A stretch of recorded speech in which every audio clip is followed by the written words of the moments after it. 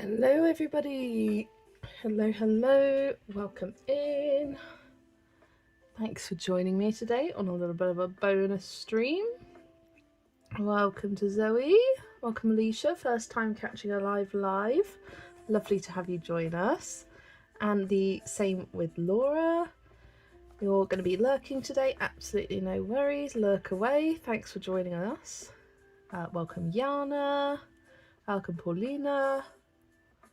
And welcome Hannah. You got the 2 Layla Julie books in Ryman's today. Lovely. That's actually where Zoe and I saw the Layla Julie books when we went shopping in Oxford a few weeks ago. We saw them there, and then as I got home, they were on my doorstep. It was amazing. Yeah, they are lovely books. Hi Steve. Steve says hi to everybody. Yeah, we are carrying on with this lovely page today. Really love how it's turning out. I'm hoping to make a good chunk of progress tonight.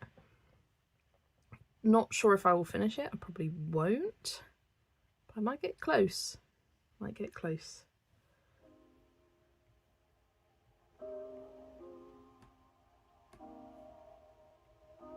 Yeah, I'll just give a few more minutes for people to join.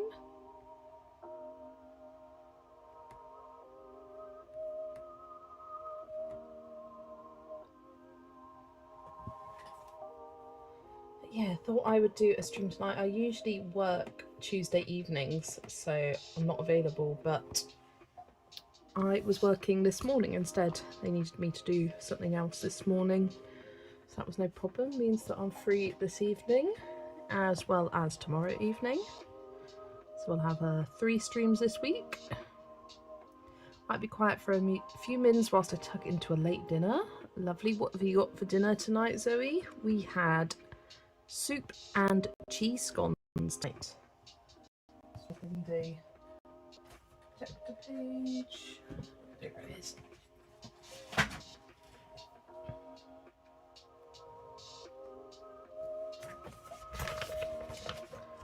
Let's pop that there. And what I'm going to start with tonight is the grass. Pineapples look so good, thank you. I had a lot of fun colouring these. Ooh, Chinese, yum yum yum. I'm just gonna get to my swatch book here. You know I love us Chinese. So I've just got that off to the side. Because for this page I didn't do a little swatch sheet, but I didn't feel like it. I don't feel like I've just been kind of picking colours as I go and tracking them and keeping them separate so I know what's what. Yeah, I'm going to start with the grass, so I'm going to grab the asparagus green and just colour kind of all over almost. They had the colour by number books you and Zoe got too, the Disney ones. Ah yeah, we saw them too. Which ones did we see? It was the portraits one. Yeah. Yeah, Ryman's had a nice little selection of books. And ones that I've never actually seen in a store before, so it was a good selection there. First takeaway in months due to being poorly, really enjoying it, yay. Welcome in, Saturn. Welcome, and welcome Villevon Vonka. Am I saying your name right? Welcome in.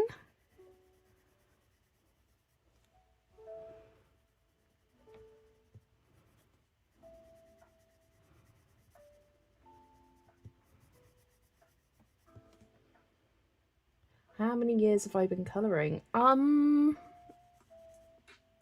years. Just over 3 years. I've been colouring since June 2022. So not crazy long time like a lot of people in the colouring community. I was a little bit later to the game.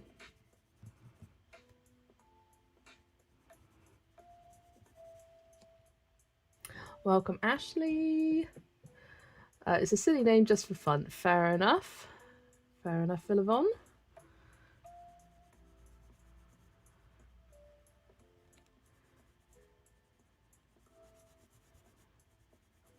Yeah, I don't necessarily want my full name being out on the internet. I don't mind, you know, my name is Jess, but try not to disclose my surname.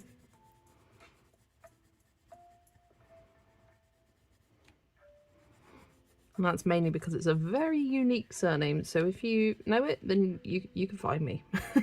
Absolutely no problem, you can find me.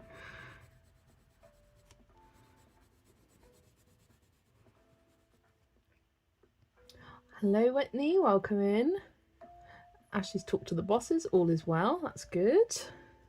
I had a staff meeting yesterday, which was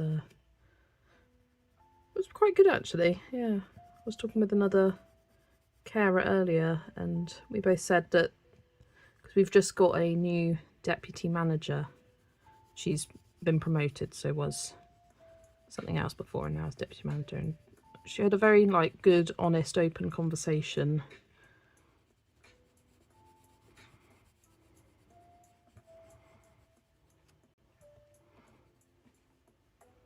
Trying to make sure I get all of these bits. I'm just giving it a bit of a base layer to start with. Love the Desert Fox books, they're so cute, they really are.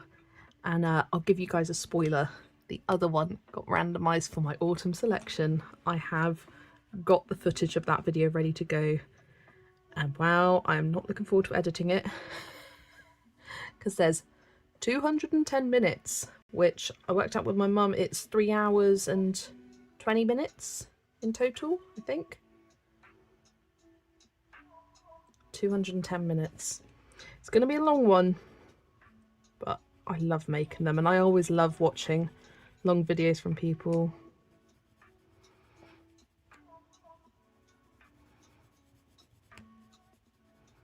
Yeah, I'm really happy with the books that have been randomised for autumn.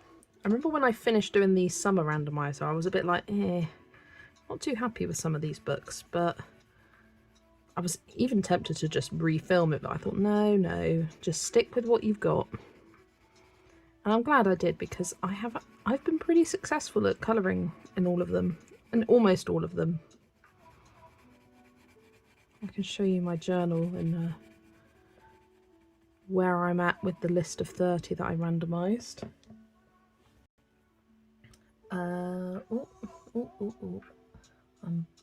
behind on the chat, I was chatting too long. I've been colouring for 5 years, still love it. Do you have a favourite illustrator? Oh, it's a hard question, but I always go back to saying Eerie. I just love her art style, I love how whimsical it is. But the more and more I've been colouring, the more I've become obsessed with mythographics and Fabiana, Joseph Kattenbang and Veronica Kalinska. Love all of their books. Deputy manager is a very British title for a job, is it? I didn't realise that. Yeah, it's just, you have your manager and then you have the deputy manager underneath, or sometimes it's called, at my last job it was assistant manager. There's each company has different names of it, but it's deputy manager, it's like your second in command. Yes, Ashley is double A. I try and say people's names if I know their names in chat. Love me a long video, woohoo! Okay, I just didn't want to call you double, lol. I don't think she minds if you call her double A. You can call me whatever you want. I have to tell you, you were my first colouring YouTube subscription when I joined the colouring community in November 2024. I've been here ever since and love your colouring channel and colouring style. Oh, thank you so much, Alicia. That's such a lovely thing to say. I wonder what, everyone pop in the chat, who was your first colouring channel subscription? Or what do you remember as your first? I'm pretty sure my first was Rachel Henderson, who, to me, she's like the queen of completing Johanna Basford books. But I'm curious to hear, what were all of yours? Because there's so many channels out there and I'm constantly discovering new ones and really enjoying new channels. And while a lot of the channels that existed 5 years ago don't exist anymore. They don't upload. So I'm sure there's a huge variety of people's first channels. Earring has beautiful artwork. I'm colouring in her book right now. Oh, Saturn's name is Holly. Holly. Try and remember that. I use our family YouTube account because it's premium with no ads. Fair enough. I don't put ads on for my streams to start with, and then once it's finished, I put ads on then. And it's just, I only do pre and post roll ads because I hate mid rolls. They annoy me. Well, they annoyed me when I didn't have YouTube Premium. I think that's one of those things that once you get it, you can't go back. It's, oh, watching ads again, it's a lot. Deputy is not something we would use. Fair enough. I like long streams videos a lot. Don't have something else to watch. Yeah, it means that when you're colouring, you just put it on and you can just colour away for hours or an hour or two on end, and you don't have to think about changing them. This page looks beautiful, thank you. Oh, Hans colours, your first was me as well. I think Sarah Renee Clark was my first channel sub, not slub. I love Sarah's channel, she is great. I found her colouring Kirby pages so inspiring when I was first starting colouring. Zoe's was Julie's passion for colouring. Ashley's was Peter Hewitt. Hannah's was Emily. Is that Emily Illustrator? Yeah, she's great. You think colouring with Kay and Maya were your first subscriptions? Yours was Colour with Claire when you looked up a Galaxy tutorial. Welcome, Amy. Welcome in. Thanks for joining. Peter Hewitt was your first. See, I admire Peter Hewitt, Chris Chen, their colouring videos and whatnot. And tutorials, but I've never been one to really follow colour along, so I've never really watched their channels, but they are amazing colourists. There's a way on YouTube that you can check like the order of who you subscribe to, see channels you subscribe to.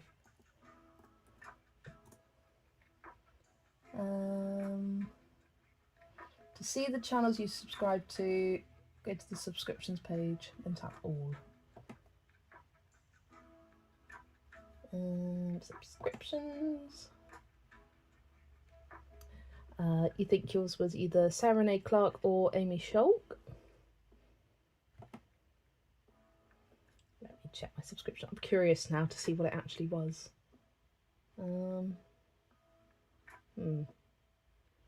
You? I know there's a way of seeing it because I've done it before. I did it when I was looking at channels I subscribed to this year. Open the YouTube app, tap subscriptions.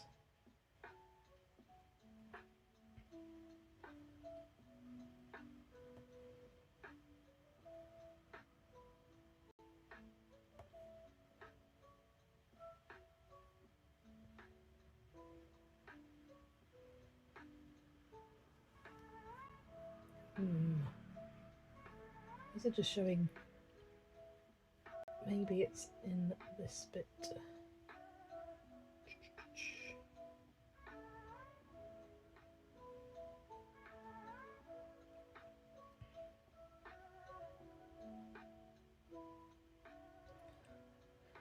Yeah, I like to, when I'm live streaming, I don't want you to have to wait to come in with an ad, so just have you come straight in and then I monetize it afterwards, just to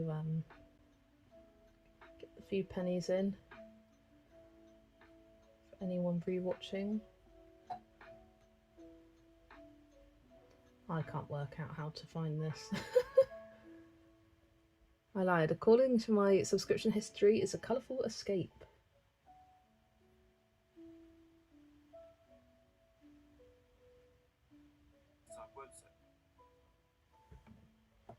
Let me see a video.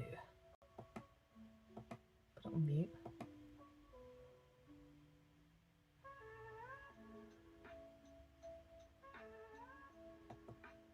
Oh, this one's quite old, isn't it? Oh no, it's not.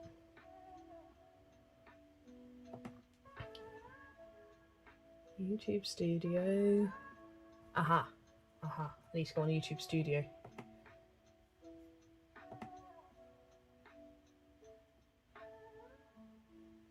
And then go on.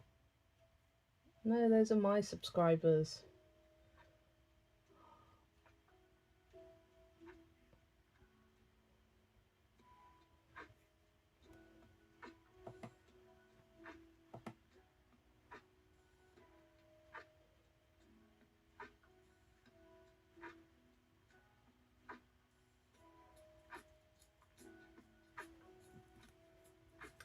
I can't work out. I think I'm going to give up.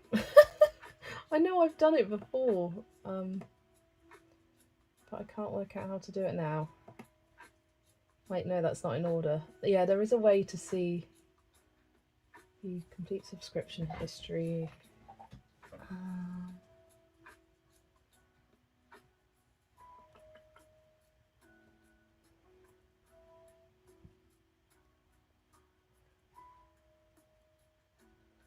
YouTube have a website, subscriptions at the bottom, then tap all.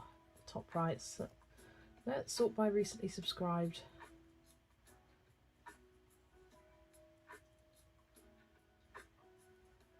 Different video.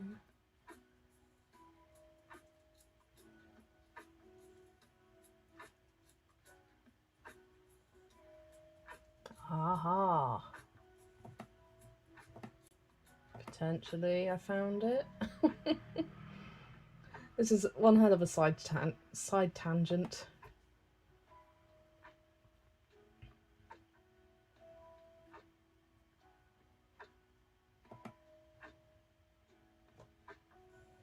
If this doesn't work, I'm going to give up.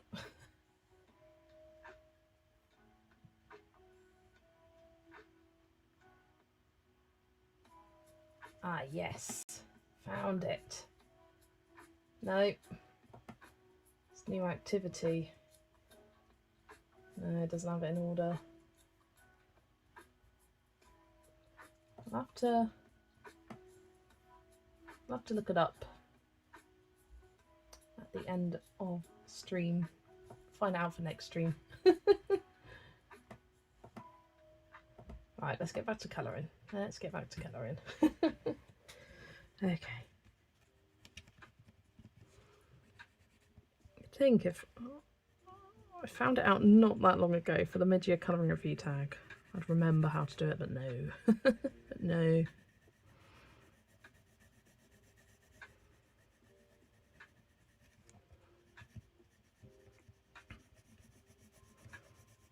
I know Zoe had a weird thing happen to her when she went to go to my channel to share that I was streaming, because her and Steve usually stream on a Tuesday. And then she found that she was unsubscribed from me. And I had someone reach out a couple of weeks ago as well saying, oh, just FYI, I was unsubscribed from you. No idea why.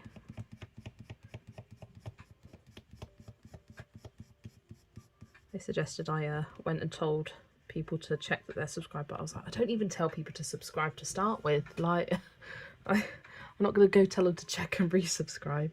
Yeah, YouTube does do that randomly.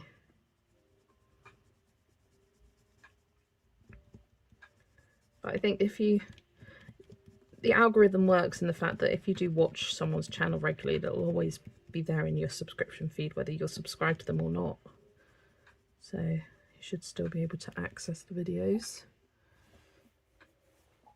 Right, let's add a bit of shading in with, let's go olive green. YouTube does that, they are silly, yeah. The joys of YouTube and quirks of it.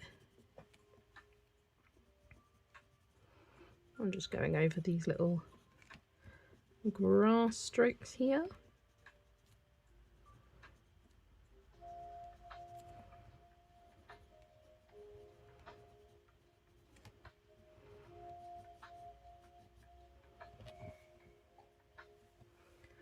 Adding a little bit more definition in.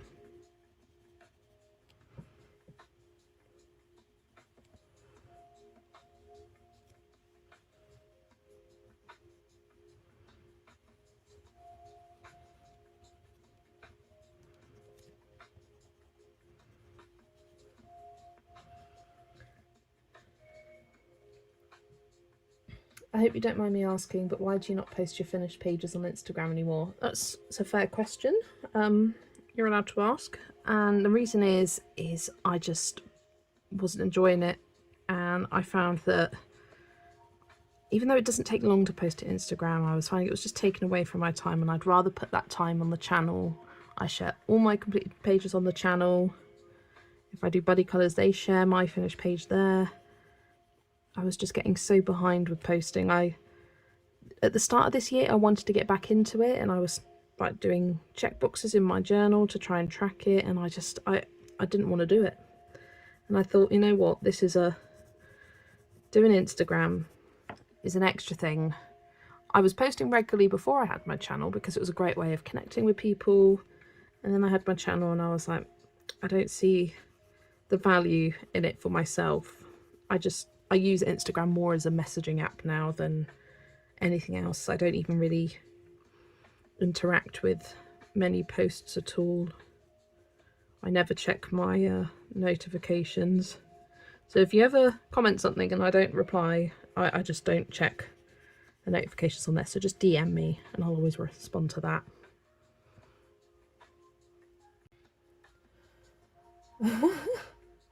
Zoe tells Steve I spent over 5 hours on the leaves. Ugh. What page was that on, Johanna? What page had all those leaves? 5 hours on leaves. I think you're all leafed out for now, aren't you? You don't want to see another leaf for at least 6 months.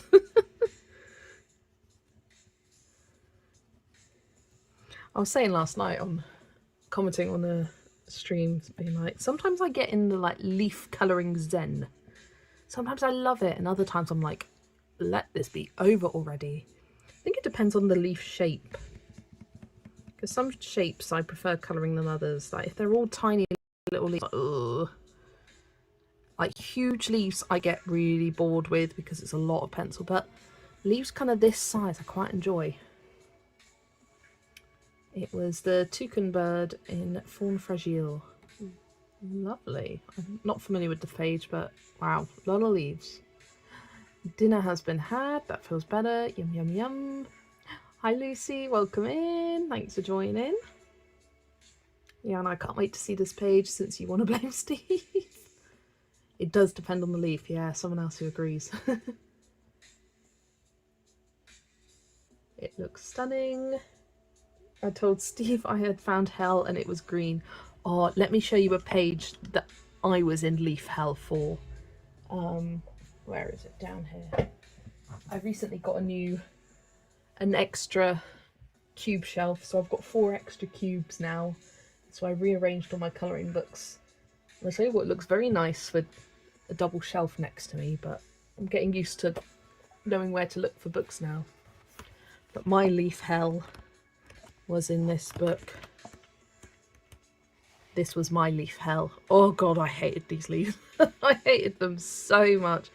I got so bored because these are huge, and I was not in the leaf zen for this page. No siree. It's just the fact that it was all leaf, and I think I saved her till last because I was like, otherwise I'll never want to finish this page if I'd already done her. But yeah, that was a lot of leaves in that book. I'm trying to think if there's any others in this book. No. Yeah, that's my leaf hell, the one I'll never forget. That was back when I was doing that as a project book with Christine at Sank Colours. Ashley needs dinner, but I got a protein bar instead. Make sure you have a good meal though, Ashley, before you go to bed. I just checked my history, and Corey from Colourfully Optimistic was my first colouring channel that I subscribed to. Nice, Whitney. Steve said he took the advice on the dress, Johanna.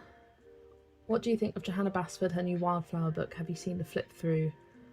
Right, I have seen the flip. I think it's beautiful. I think Johanna is a very, very talented artist. She is a real gift at drawing flowers that are just made up for her imagination. I love it. But this is her 3rd book dedicated to flowers, and I'm just like, it's too many in my opinion. Like, having Secret Garden then Worlds of Flowers, they were quite different from each other, but Wonderful Wildflowers for me is World of Flowers 2.0. And I don't think it was ever something that people wanted or were calling out for. It just, for me, it lacked the originality. I really loved the pages of the animals made of flowers. I always love her pages like that. Some of my favourites. And I'd love to see that concept expanded on like a Wonderful Animals book instead of Wildflowers. Because she includes flowers in all of her books, but having 3 books dedicated to pretty much just flowers, I think is too much. And as someone who's only coloured a handful of pages in World of Flowers, I don't think it's worth it for me to get Wonderful Wildflowers anytime soon. And I'm just looking forward to the next one. Yeah, I think I'm more excited for Inklings, even though I haven't really coloured in Small Victories. I'm excited to see her creativity with that again. Because that's what I love about Johanna. She's so creative with her ideas. Rooms of Wonder and Worlds of Wonder have so much creativity just bursting out of them. And Magical Worlds has quite a bit as well. Yeah, and I'm being harsh on Magical Worlds. Magical Worlds has loads of creativity in it as well. Rooms of Wonder was, I think, some of her best work, like objectively, in terms of ideas and drawings. It may not be your style, but I think in terms of like the quality of things and how unique it is.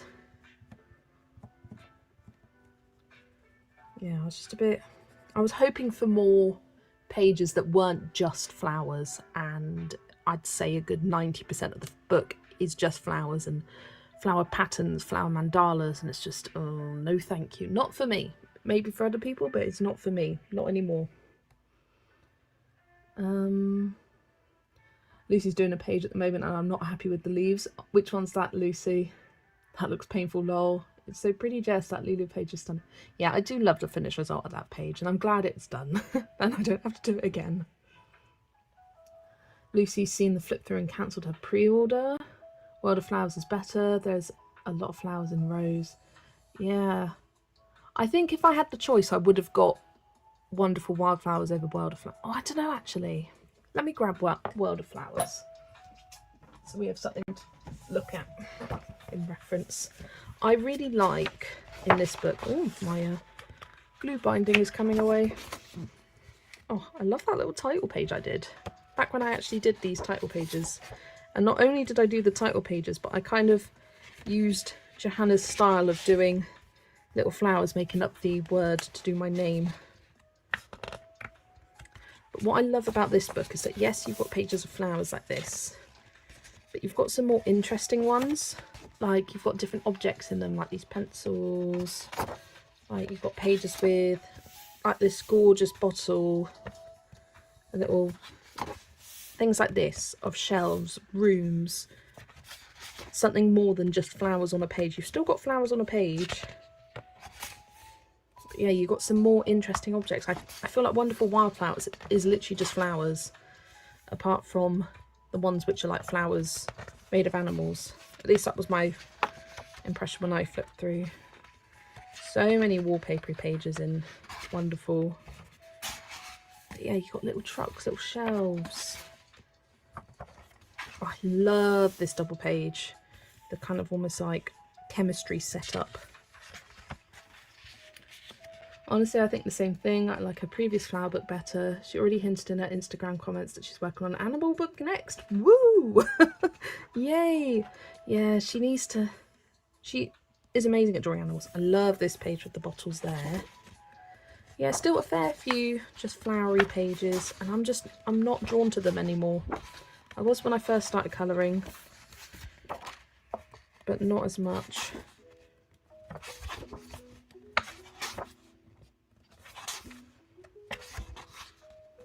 Yeah. I do need to get back to this book. It's a book that I've not coloured in for a very long time. It was kind of because my last page I coloured, I wasn't too happy with. I love that one with the little bee. So cute. That one with the butterfly. Lovely. and you've got the pull-outs at the end. But yeah, why did we need a second one of this? I just want more original ideas. Even something like Worlds of Wonder 2.0 or Rooms of Wonder 2.0, when there's so many thousands of ideas of different worlds, different rooms. But flowers, you could only have so many flowers before. That's enough flowers by Johanna, thank you. I really hope Inklings is good. I do too. I've kind of got back into Small Victories. I'm doing a buddy colour, and I watched someone do a completed flip through of Small Victories, and they used just the 36 Staedtler Ergosoft pencils in there, and it kind of inspired me to do something similar, but with the Staedtler Design Journey pencils I have, and just using that limited set of pencil. I've done a couple of pages already which don't use those pencils, but for all the rest I think it'd be fun to have a limited range of pencils to really challenge me. And I want to use lots of colour cube palettes to make it more of like a challenge book in that way, to make it more interesting for me to come back to. I guess I'm in the minority, but I love her new book, even though I have most, if not all, of her catalogue, and that's completely fair. Like, everyone has different tastes with colouring. Some people love and adore everything that Johanna puts out, and if that's you and you're someone who colours a lot of Johanna, then yeah, it's a beautiful book. I think she's done an amazing job at drawing it. It's just the theme for me. It's just all about the theme and the kind of repetitiveness of that theme.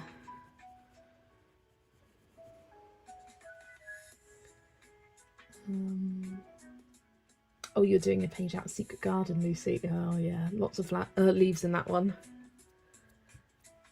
Since I heard of Frogust, I decided to do a Lulu frog page. Oh, Lulu has so many cute frog pages. She does frogs so cutely. I feel similarly. I feel like Wonderful Wildflowers is another world of flowers. Both are pretty, but we don't need a duplicate book. Exactly. Yeah. And the fact that it wasn't that long ago. When was World of Flowers released? I mean, we've had 3 big books in between: Worlds of Wonder, Magical Worlds, and Rooms of Wonder. I was like, what am I missing on my shelf there? This was published 2018.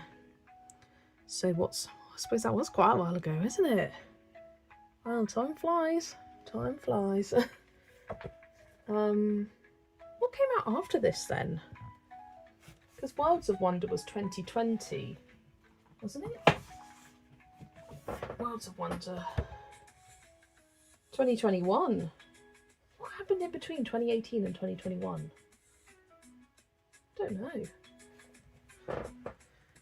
And then, yeah, because Worlds of Wonder was the newest release, and then I got Rooms of Wonder when I first started colouring, and that was 2022. I do like colouring flowers, but more realistic looking flowers that are not so big, / filling a page. Yeah. I like the fact that they are from her imagination, and it makes it for a really like kind of unique flower colouring style. The fact that you could colour them, as she said in her flip through, you can colour them whatever colour you want. Some are kind of clearly inspired by a specific flower, but so many of them are just from her imagination. I do think that's a lovely idea. Welcome, Rebecca. Thanks for joining. And welcome, Amanda. Welcome. I actually struggled to find frogs. Maybe I have the wrong books. I found one in Magical Creatures in the end. Yeah, Magical Creatures has quite a few. In fact, if I were to pick one out, it would be Magical Creatures. Looking at my books. I think A Million Sweet Things has a few frogs in it. I'm not going to find any now. Frogs. Frogs.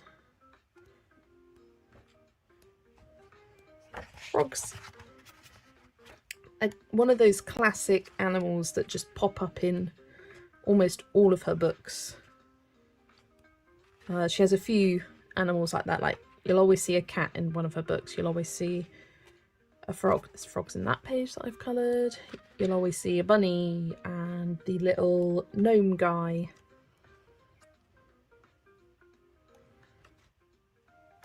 I suppose a couple of frogs in here.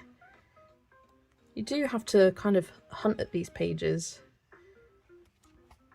Frogs on this page. This was the page I was thinking of because I've coloured it. It's funny actually, 2 of the pages I've coloured in here both have frogs on. And that's the other one. No frog in that one though.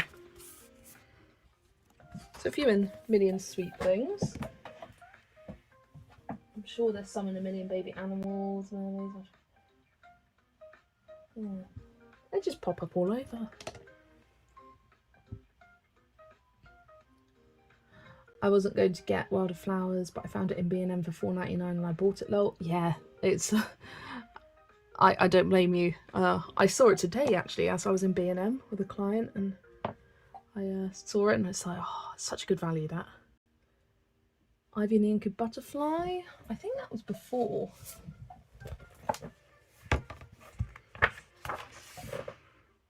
Oh, it's not at the front. It's at the back here.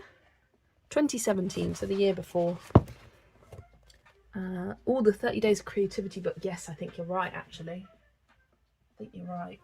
I do have that book. I keep debating whether to get rid of this because I don't see myself colouring in it again, but I've coloured quite a few pages at the start, I think. No one mod it. Yeah, 2021. I think this might have been start of 2021 and then Worlds of Wonder was later. COVID happened. Oh yeah. Jess has all the right books handy. My shelves are right next to me, so I can grab anything. Anything you want to see, I can grab. Well, that I have, obviously. I can just grab. They're either the shelves next to me or my little trolley cart behind me because I've got buddy colour or it's a whip or I've got a plan page for it. Yeah, with COVID, because she did that... what do you call it? She did the Flourish. The like free printable one, that was 2020. But what was she doing in 2019? Was that How to Draw Inky Wonderlands? I haven't got that book. Or maybe she was having a break. Maybe she was having a break.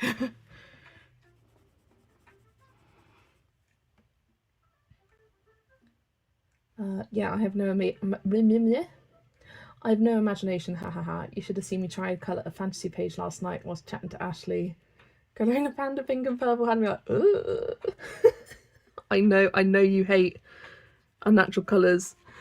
The amount of times Zoe sends me a picture and goes, do you think this is a this flower or this is a this flower? What's this meant to be? What colour should it be? And I'm like, Zoe, there's a ghost on the page. It could be any colour you want. And she's like, no, I can't do it. Always makes me laugh. She's like, I've got to colour realistically. And I'm like, but they're in a bubble. Like, it's not realistic.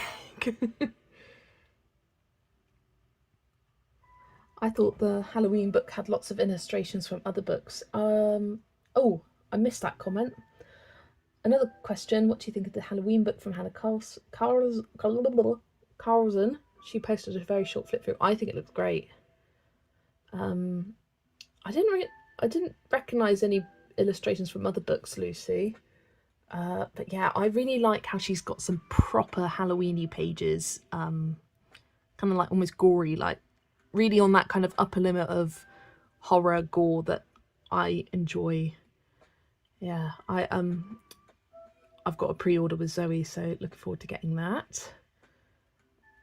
Don't forget How to Draw Inky Wonderland. Yeah, that might have been 2019.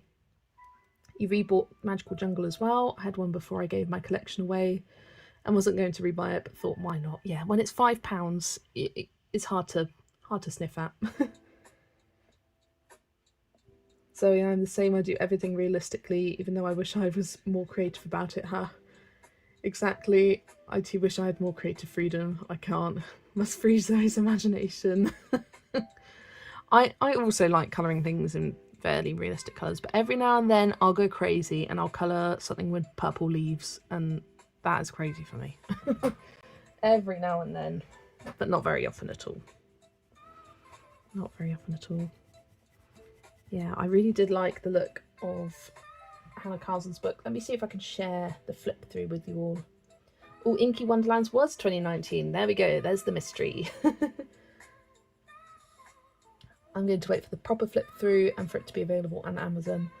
That will probably be next year, Lucy.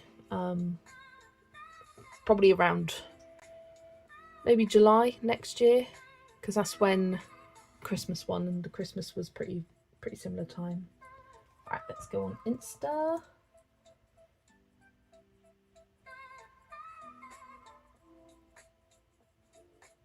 That's when my first book was Alien World, so nothing was wrong.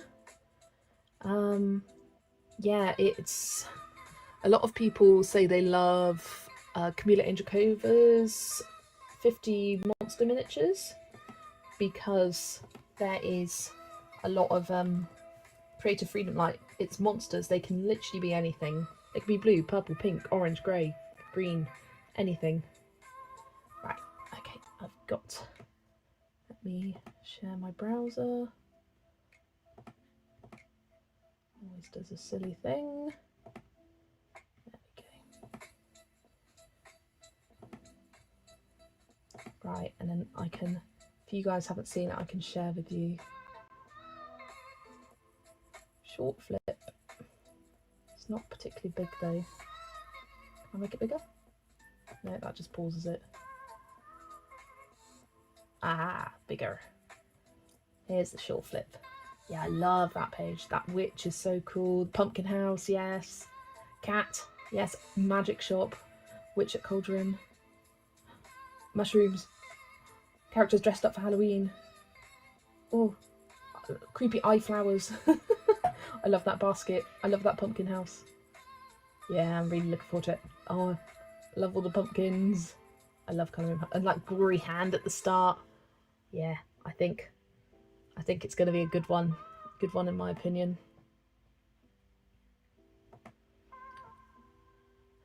Do I prefer the Swedish or the English version of Hannah Carlson and her books? I'm not too fussy about paper. I work with what I'm given. I've only got the Merry Christmas God Yule in the, what do you call it, Swedish version. So I've never actually compared them side by side in terms of paper. This one feels very smooth, and this one's a bit more textured, and you can see it's actually a little bit brighter and whiter. Yeah, this one definitely feels a tiny bit smoother. Do the flick test. They sound about the same thickness. They feel about the same thickness. But the only page I've done in here is a pencil one. Oh, I've got some flags in here. Nope, that's the wrong one. I know why I've got flags in there. Yeah, the only page I've done is in pencil, so I didn't really put it to its full test. So I'll have to do a water-based something here. I do have a page that I'm colouring soon as part of, who was it? Who was it that did it? I don't want to say the wrong name. Someone's doing a full book project. I'm doing this page. Kitty at the Fireplace. It's one of my favourites. And when I've been doing these kind of like community collabs, I'm trying to pick my favourites to really challenge me. Who did it? It wasn't... I don't want to say the wrong name. Let me get up my Instagram again and I can have a look at my DMs.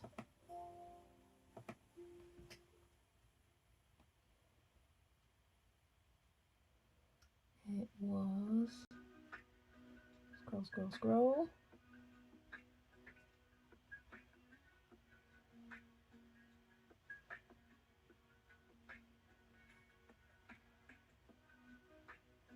No, it wasn't any of them.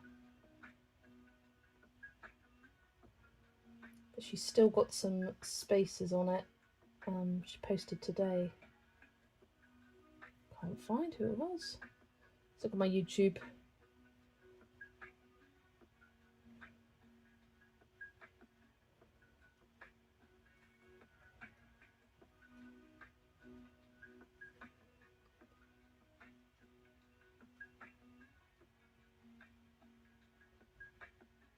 I think I'm in the minority, but Hannah Carlson's books don't appeal to me, and that's absolutely fair.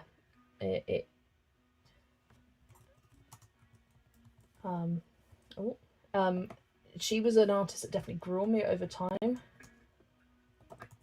Project. Let's try Goo. No, isn't any of these.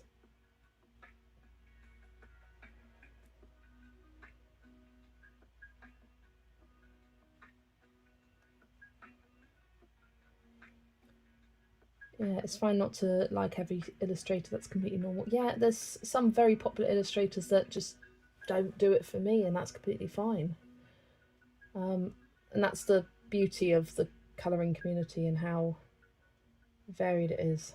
I cannot remember who this person was. Was it? It may have been.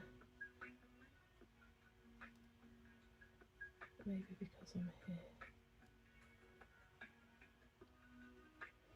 Ah, I know why I'm not finding the message. It's because it was an email. I can check my sent emails. You are interested in the Godule and the Atlantis one, but that's it for me. And that's another thing, I'm not interested in the Atlantis one. It's not for me. I remember it being someone.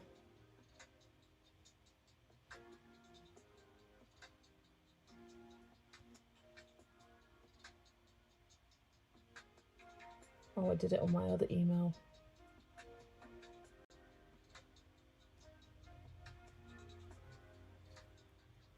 It seems strange not to like someone that's so popular. I feel like I'm missing something. And I know Kirby is not for everyone, and I love Kirby, exactly. It was Wendy at Jazzy Doodle Designs. Don't know why I couldn't think of who it was. So Wendy is doing a full book community collab like Karen did with Alien Worlds and Dark Fairy Tales, where you pick a page. Yeah, Jazzy Doodle, you got it, Ashley. Probably just as I was saying it, or just before I said it. And she's done a flip through. Check her post. She did a post today of the pages still available. But yeah, she's doing this, and you've got to submit by the 1st of November. So yeah, any of these pages. There's still a fair few left. I want to say around 15, 20. But yeah, little side tangent. Haha, I win. You got. Well, I think we got there about the same time. Yeah, it's really bothering me that I couldn't find out who it was.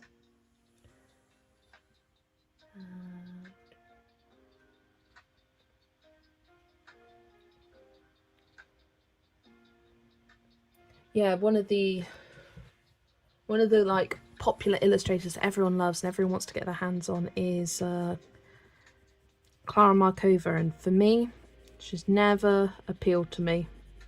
I can appreciate her artwork, but no thank you, not for me.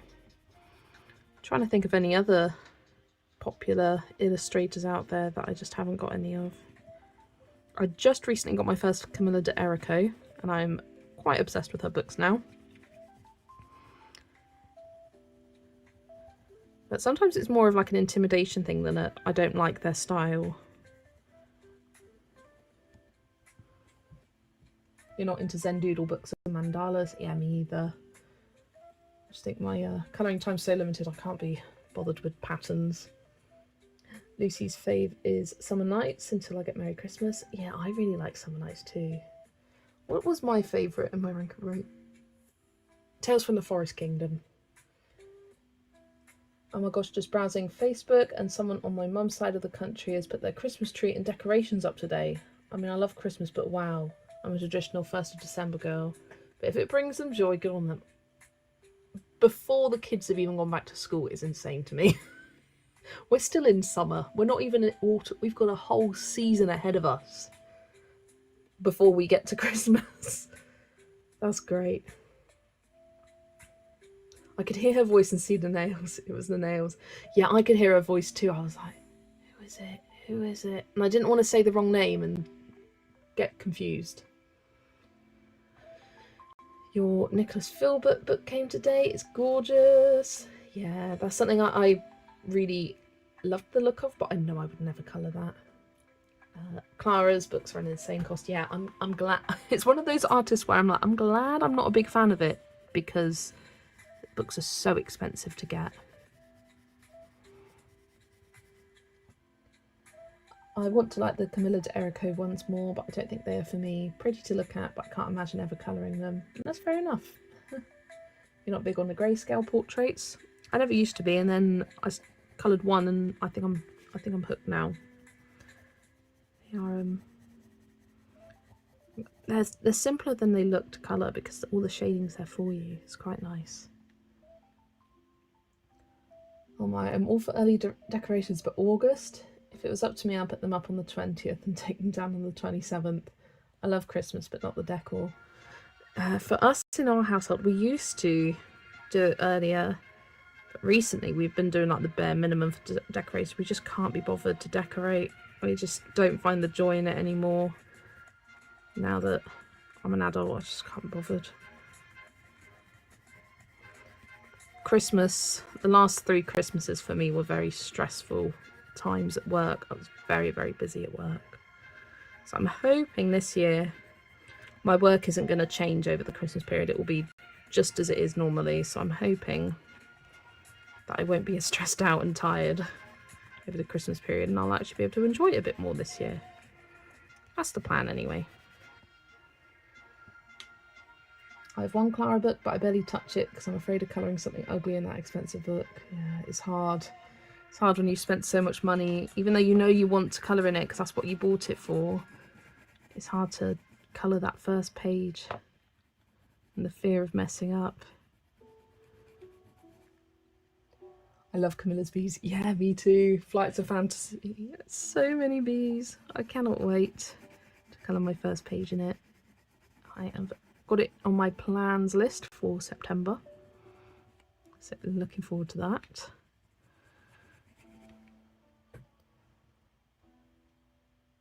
It's stunning, Saturn. I'm going to do a flip on my channel. I don't want a book full of portraits, but hers are pretty. Yeah, that's how I started. When I was first buying Hannah Carlson books, I was like, I like her pages, but I feel intimidated by the portraits. It took me a while to colour my first person. But so I went through, watched a bunch of flip throughs and tallied up how many portraits were in each book, and I think Daydreams was the fewest. So that's the one I bought first, along with Seasons, because I love seasonal colouring books. So yeah, that was my decision on which one to get first. And then after I coloured my first portrait by her, I realised they weren't actually that intimidating, and they were quite fun. But yeah, you change and you evolve as a colourist. I used to colour a lot of Johanna Basford books, and now I barely do. It's just a lot of others I love.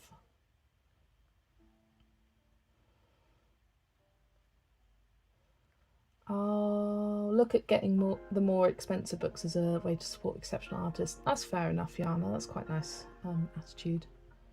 Oh, I'm behind on the chat. We usually do it somewhere between the 15th and 22nd in our home. It's more exciting again now I have a child. Yeah. Ashley doesn't decorate anymore. And you take them down on the 5th of Jan. Yeah. I adore decorating the tree, but my god, do I hate wrapping twinkle lights on. Did my back in last year wrapping them all around. You used to get a tree with built-in lights, Zoe. I have an 8-month-old almost. He was born on the 27th, so the Christmas spirit will rise here again, but at least his birthday will kill Christmas. Yeah, I suppose at that point you're like, right, Christmas is over, let's move on. I do 12 days after Christmas and then take them down. Yeah, it's meant to be the 5th of January, isn't it? I don't bother with lights, just tinsel and baubles. Lovely. We have trees that come with lights already on them, the fake ones. Not a huge opportunity for real trees here, lol. Yeah, we've never got a real tree. I don't know how many people in the UK have real trees. It's not as big of a thing as I think it is in America. Like, I don't know many people in life that get a real tree every year. For us, we just see it as very wasteful and very expensive, the fact that you have to buy this tree every year. So we just buy one and it lasts us 20 years, and then that's great. Same Yana, I also have something else exciting coming. Ooh, Zoe, what else have you bought? I think you've already told me, but I can't remember. Ooh, Lucy's having her first Christmas of a family of 3 as she's expecting her baby girl very, very soon. Is it this month? Next month? It's soon, isn't it, Lucy? Paulina's got 5 Clara Markova books, and I can't really explain what it is that I like about it. The only thing I know is that I love the critters. Oh yeah, I loved seeing your flip throughs of them and just adoring all the critters. Yeah, they are cute, her animals, I agree. It's the faces for me, they're creepy, I think. Amanda has a 12-year-old and he doesn't believe anymore, hasn't since age 8. You can still celebrate even if you don't believe. I love colouring skin but hate colouring hair, so that sucks. You can't colour a portrait and not do the hair, so I really need to push through when I start a portrait. I'm the other way around. I love colouring hair, not so much a fan of colouring skin. I find you can do so many different things with hair and different colours, especially wavy hair. I love wavy hair. Yeah, I considered it when we bought that tree, but struggling with the lights is part of the fun, or not. The very first decorated tree was in Riga, Latvia, my homeland. Love that. I would have a real tree hands down if I could, just don't want the cleanup. Yeah, that's the other thing. Real trees are not common here unless you are a vlogger or an influencer. Yeah. Oh, you haven't told me what it is. Oh, exciting. I don't really know anyone with a real tree, but I'm also from Europe. Mid-September. This trimester has been so long. Yeah, I feel like you've been in the third trimester for ages. I usually get a real tree. Here, pretty much everyone has a real tree. My kids still get Santa gifts, even though they're older. Congratulations, Lucy, and your little girl. Real trees drop needles a lot. Yeah, that was another thing that my parents never liked about real trees, the messiness of them.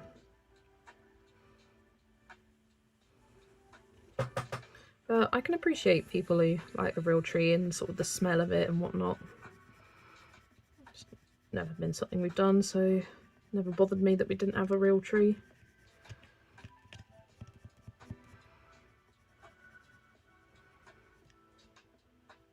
We don't have a real tree as we have 3 cats.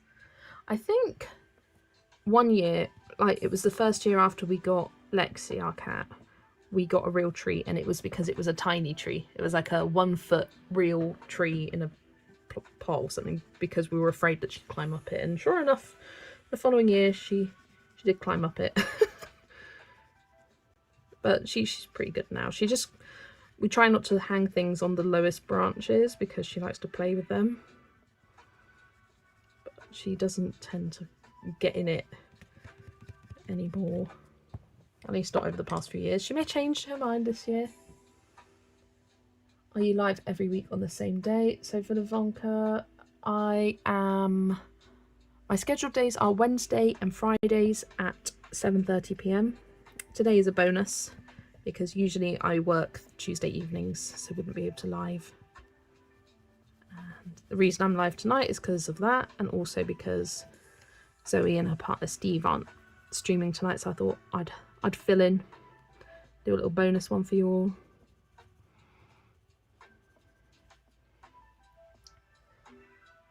We have to spray our fake tree with bitter apple to ward the cats away. My cats like to sleep under the tree and all the twinkle lights. That's really cute. That's really cute. Yeah, my cat's just she's the classic cheeky ginger.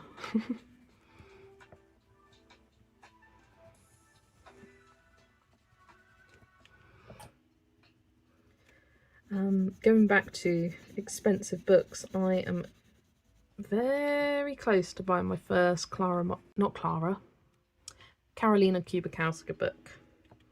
I really want a Circle of Nature, but it's not available on her shop at the moment. I did message her to say if it was out of stock permanently or if it was coming back. She said she's working on a new book and hoping to bring some old books back soon. So I'll keep an eye out for that. But I also love the postcard book that she has. But I think I will wait until either the new book, that if it inspires me, or Circle of Nature, because I like the idea of having a book, because I'm not although I love postcards and they're great because they're a little size, I feel like I don't colour them nearly enough compared to normal colouring books. But I've got some pages by Carolina in the Cats 2025 collection by Colouring Heaven. So I think I might colour a few in there first to see if I actually do like a colouring art style. But yeah, I'm excited. That would be my first ever really premium book. Before that, I'd say my most premium book I had was Wildflower Folk.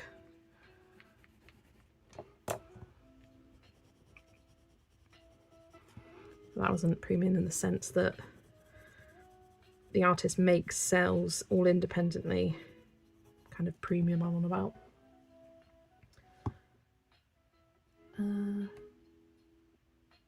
We cut our tree down every year from a Christmas tree farm. If you have tree loose needles, then you haven't watered it properly. We have 5 cats. They like to drink the tree water. Oh dear. Is that Zoe as in this Zoe? I didn't know Zoe made contact. Yes, Zoe at Zoe's Cozy Colouring. The name is on screen, highlighted in blue, as she's my mod. Villavonka's leaving. Thank you for answering all my questions. It was fun. Definitely join again. Thanks for joining. Lovely to have you here. Fair enough, Terry. Learn something new every day. I'd love to get Circle of Life too. Excited to see what the new book is. Sorry, not Circle of Life. I don't know if I said Circle of Life. Circle of Nature.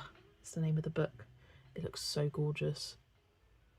Oh, nice. Zoe, I'll follow you. Yeah, definitely follow Zoe. She has lots of lovely videos, and she does lives with her partner, colouring streams on a Monday evening, and that's on Steve's channel, The Colouring Commander.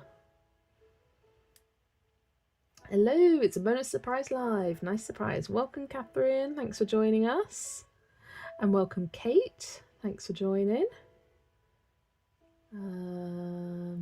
Oh, I have more videos to rot in front of. Yeah, it's always great when you find a new channel. It's always great. My premium collection are all the Linda Ravenscroft books. Oh, I know how much you love those, Johanna. Yeah, they are gorgeous books.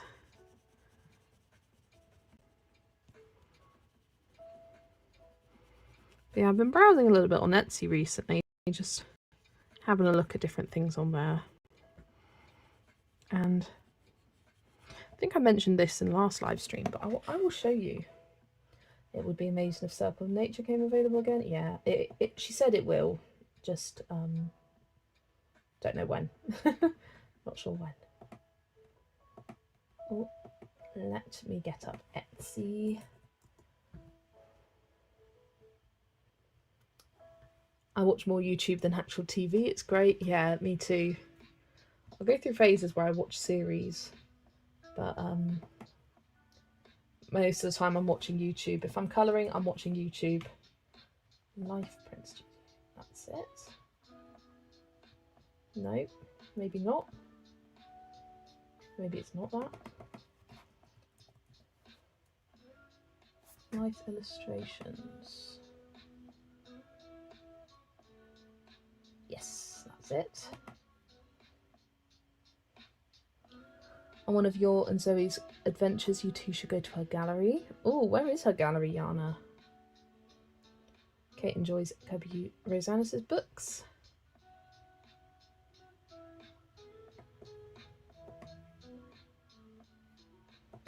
So I found this seller on Etsy, and you may recognise them in the artwork because it's Lydia Fenwick who does the English edition, not the English, the Amazon, no. The published edition is Oceans to Stars. I have it here. I am working on a page in it. Oceans to Stars is the printed book. And then Sea to Sky was her original premium edition, which has gold foil, and Luna is coming out soon.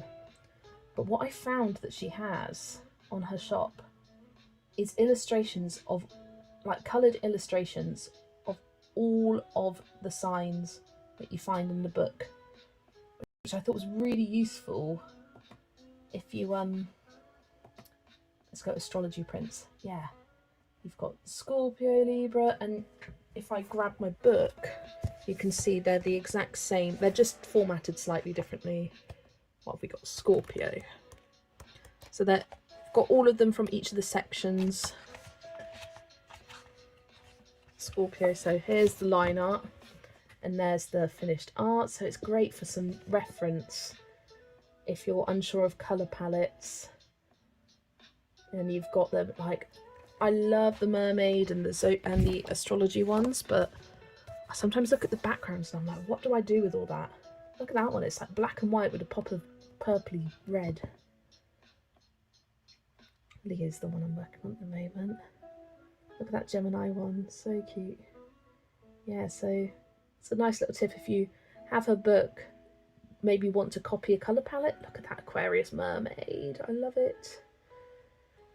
It's a good little tip to if you want to reference, because I know some people struggle with colour palettes. So I found that whilst I was browsing the other day.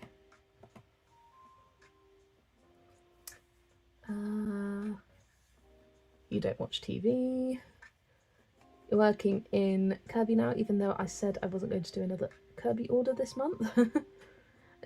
Not another Kirby order, another Kirby page this month. Which Kirby book / page are you working in, Amanda?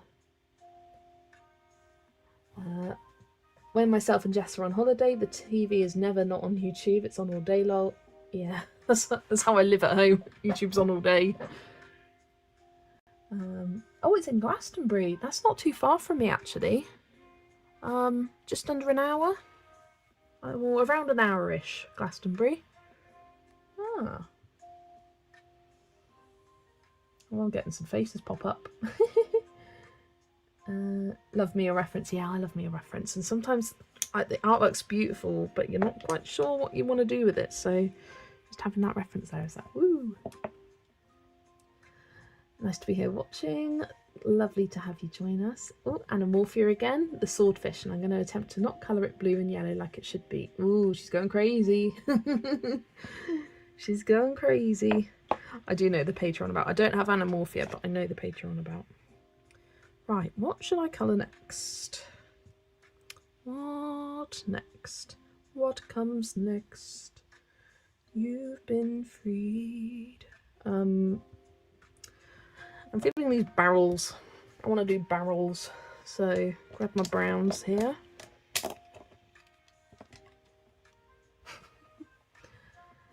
You're activating the scales on the unpronounceable sea serpent thingy in Sarganlol. Honestly, Catherine, the amount if I don't know how to pronounce something, I'll look up how to pronounce something. Like I'll Google how to pronounce blah blah blah. And I listened to this clip so many times and I just couldn't. It's Storstudrud. Storstudrud. I just don't have the accent for it. Oh, Kate's working on Escape to Shakespeare's World. Love it. Brave the water. Water lasts, lol. Yeah. Oh, I'll brave the water for here. I'm gonna work on some nice easy barrels. Give me a moment to sight myself up with the water. Right, what pencils am I using? I want to use the same combo as I did for there, and I can't remember what I did. I think it was just iron oxide brown and light umber here. I hate colouring water, so may get a few pointers, haha. Yeah, maybe it'll be good to leave that for the end. And like the final stream, okay, here's the water. Because I do have a kind of technique that I tend to use. Good evening, Kimberlyn. Welcome in. Thanks for joining.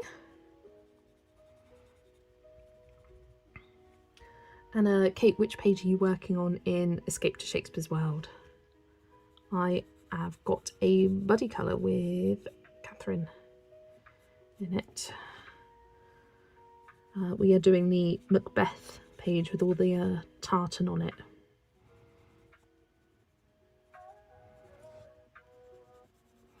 Although I was looking at my list of buddy colours the other day and I need to pull my finger out. And by the other day, it was earlier today. I've not done many. I've done a few, but I've not done many on that list. And I need to get some more finished soon.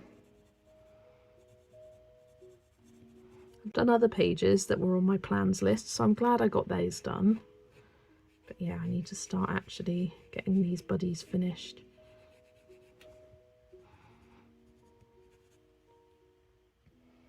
Nice surprise. Yeah, I worked Tuesday today. I worked this morning rather than the evening shift like I usually do, so bonus stream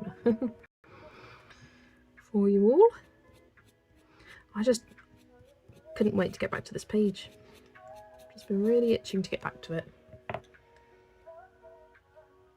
You're doing the water for the swordfish first. I love water. For me, it depends on the page. It depends on the page and depends on how much. If it's a whole big block of water, I'm like, ugh. If it's a little bit, I'm like, yeah, that's all right. Like, a couple of pages in Sargon have had water in it, and that's been okay for me.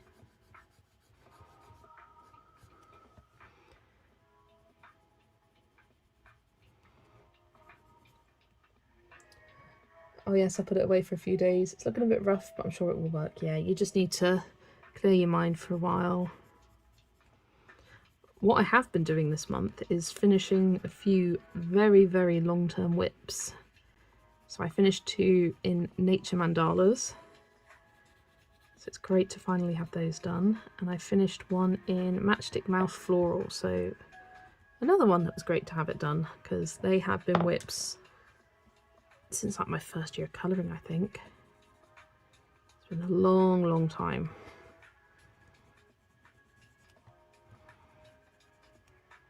So I've coloured quite a bit this month already, and I've got quite a few whips on the go. Yeah, just not necessarily my planned buddy colours. But I will get there. I will get there. I always do. I always get to this point in the month and I start to get worried where you've just passed the midpoint of the month and you're like, oh gosh. But then you forget that you've started a few pages of whips and you'll be able to knock them out pretty quickly.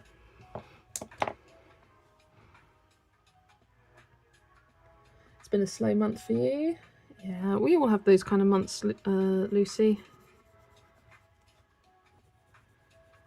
I was having quite a slow month last month, and then suddenly it just all picked up at the end and I got to like over 40 pages and I was like, how did that happen? Like, genuinely, how did that happen? Something I haven't done this month, which is very unusual for me, haven't done a single colour by number. I've just been colouring regular pages. Oh, the last page, all's well that ends well. The fun one with the like theatre stage curtain and the little like drum masks. They're cool. To be fair, I'm just painting it light blue for now. Fair enough. I keep almost dipping paintbrush in my tea. You've got to put them on separate sides.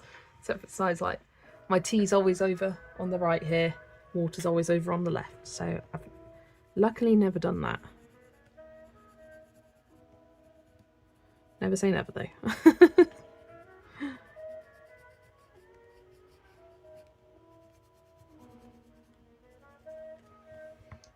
I was doing well with whips until this week when I started a few pages. Yeah, it just happens though. You go through phases where you start a bunch, you'll go through phases where you finish a bunch. All works out in the end. Alright, just gonna add a tiny bit of sienna brown on top to warm it up a touch.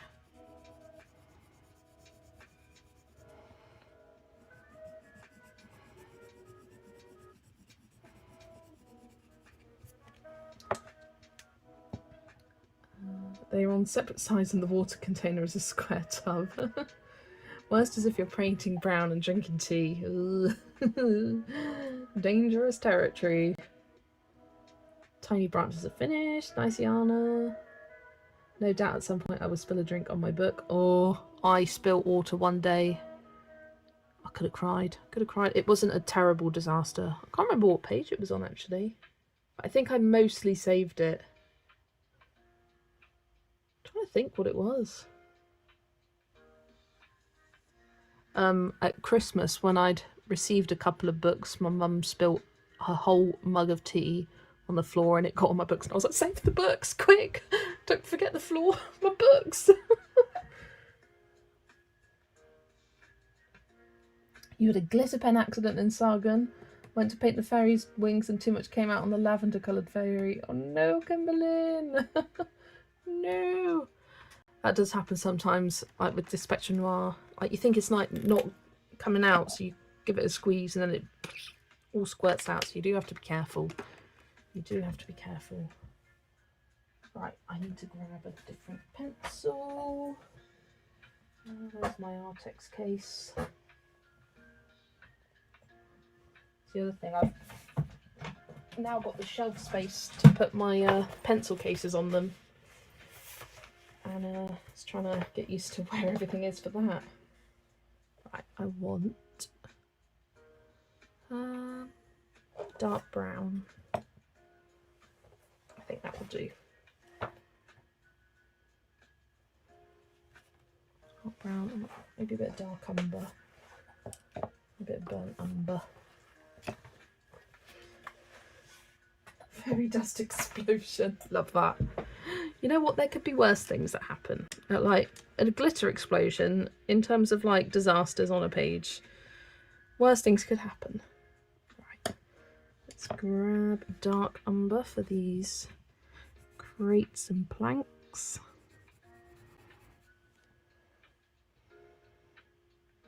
My current whip is the Tiana page in Vitro by Hatchet Heroes. Ooh, is that the one with the like orange and pink diamonds in the background? Very kind of Art Deco looking. I love that page.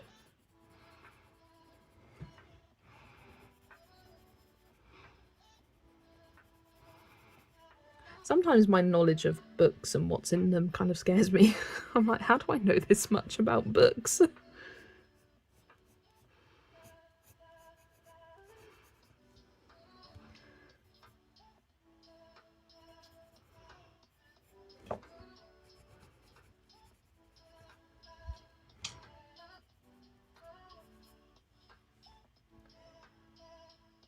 I really struggle with all the post-pencil pens. Post-pencil pens? Not great on the white paint pen either. Post-pencil pens. What do you mean by post? Is that... I'm really confused. What do you mean by post-pencil pens? Oh! You really struggle with putting pens post colouring pencil after you've coloured pencil. Alright, that took me way too long to understand that. Yeah, I find it clogs up, especially on Prismas. I do struggle a lot. Yeah. I do find the Language gel pens layer really nicely on top of pencils, because they're so kind of thick and creamy. Right, let's grab the burnt umber. My last Lulu May page had so much glitter media it might as well have exploded. Nothing wrong with a bit of extra glitter. If in doubt, glitter it out, as Amy would say.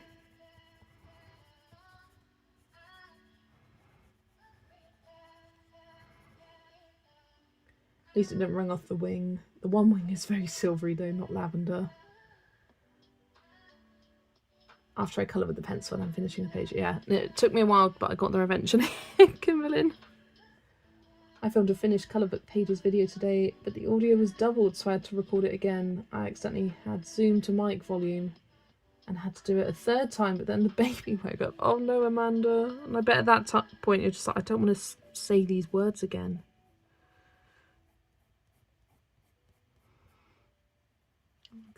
Most I have, or the most issues I have, is when my phone runs out of storage. And I've got to kind of refilm a segment. But it doesn't happen that often. Though I am struggling on it with this phone. I think I may need to look into getting a SIM, not a SIM card, getting a SD card or something.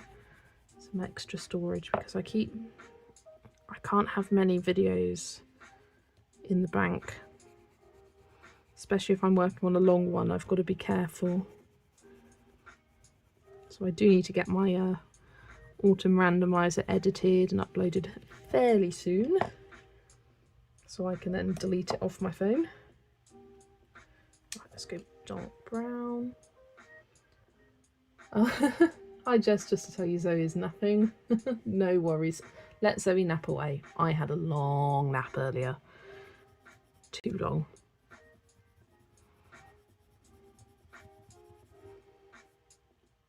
I coloured a bookmark with the fine languid this afternoon. No pencil, just those, because I was on the phone for ages.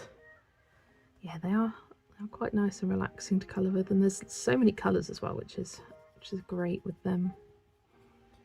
Did she snore? Yep, lol, I kept forgetting if I said something in the previous take or the new take on too. Yeah, that's the trouble. You feel like you're repeating yourself, and it's like, no, they don't actually know what I've said. They haven't heard the previous take.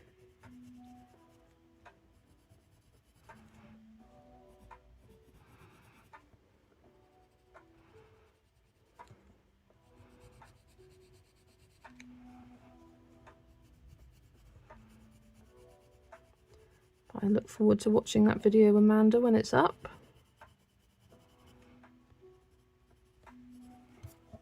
Right, let's get a bit of iron oxide brown.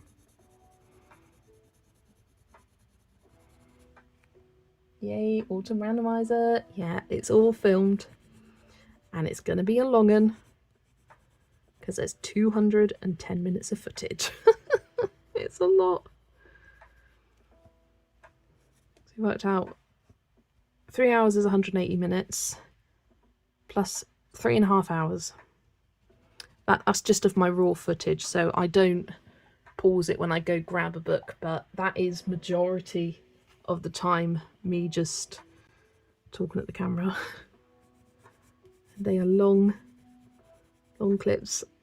I filmed it all on one day. I was going to do it over several days, but I was like, nope, I need to know how this finishes.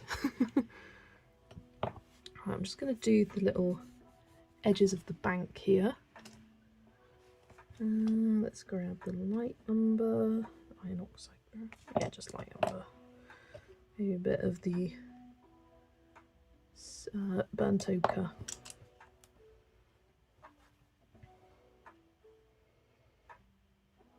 I'll probably have to be at July and August finished pages at this rate. Oh, Alicia, that's the one, the Tiana page. That's fine though, Amanda.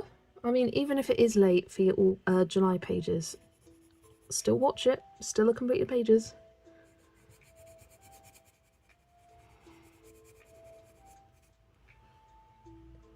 Suddenly I'm not surprised you have storage problems. Yeah, what can I say? It was when I was filming my Sargon colour along that I ran into problems because I recorded it after. I'll delete videos, but then I won't delete them permanently from the trash. And it's still technically there in storage. And there was a good chunk of my Sargon, because I'm usually pretty good at checking up at the screen every now and then to double check that it's still working okay. But it was a big chunk which I didn't know. I was like, no. Usually it's just like a minute or two. Hopefully for my members it was all right. And I tried to go back and explain what I did as best as I could. Light umber now. I love a long video. I love a long video too. My parents find it insane how I do long videos. My dad watches quite a lot of YouTube. My mum doesn't really. She watches pimple popping and like earwax removal, toe removal. She watches all that kind of stuff. But my dad watches quite a lot of YouTube, like outdoorsy DIY stuff. And he's like, most are like 20-30 minutes. Why are yours an hour? I'm like, people like it because we colour and have it on in the background. Like, we don't necessarily just watch the video. I mean, I know I sometimes do to relax. I'll just have someone's video and just watch it, and that's all I'm doing. But majority of the time, we colour whilst watching. So to have a nice long video, and if it means that you watch it in like 5 parts, that's absolutely fine.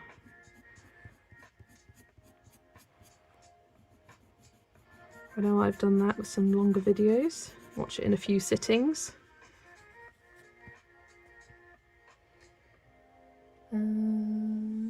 True, I don't care what month I'm watching. Well, yeah, it's still completed pages. Doesn't matter what month you completed them in. Same with Steve. It's June, July, August. Lol. Fair enough, Steve. Oh no, I can't watch body things. Yeah. It's like having a friend while you colour. Exactly. It's like you've got company. My favourite is when someone's colouring a page and then you pick out that same page and it's like you're colouring along with them. I love that. My dad and mum are the same as yours. Dad watches me and other stuff, but my mum doesn't watch YouTube, Facebook Reels, or what you said your mum watches. Yeah, my mum plays a lot of games downstairs. My dad will, I think he listens to my videos, whereas my mum will put them on to watch, but add the subtitles on. She doesn't listen with, she doesn't watch any videos with volume. Whereas my dad will sit there with his headphones on and listen. So he listens more to my videos, whereas my mum more watches, and she has subtitles on, and sometimes she finds funny things that the auto subtitles generate. Just need to grab Camel. Yeah, mobile games like Farmville and Candy Crush.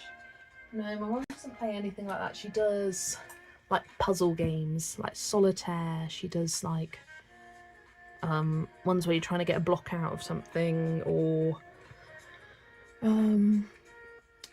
she does a lot of like colouring, like colour by numbers on her iPad actually. She just likes to tap away.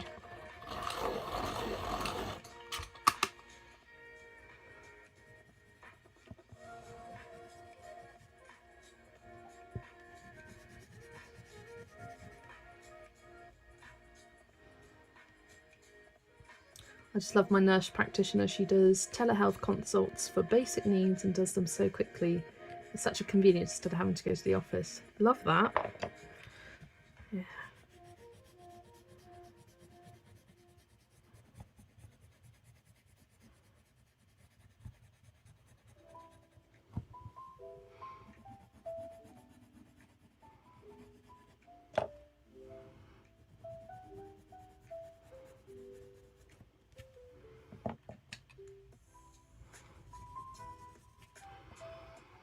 This is not looking so accurate to the main image, but that's fine.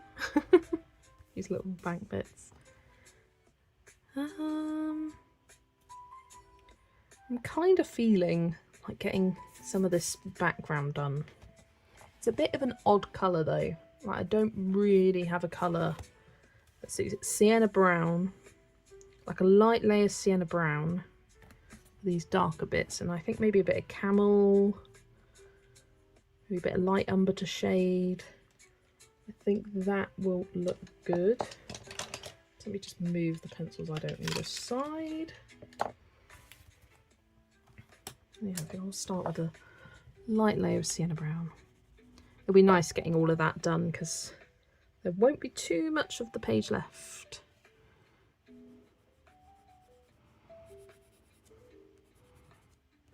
I think I should be able to get all this background bits done. So it's 9:05. I think you should make it look more like concrete. I like the warmth of it though. I don't know if I'd want any kind of cool grey in it.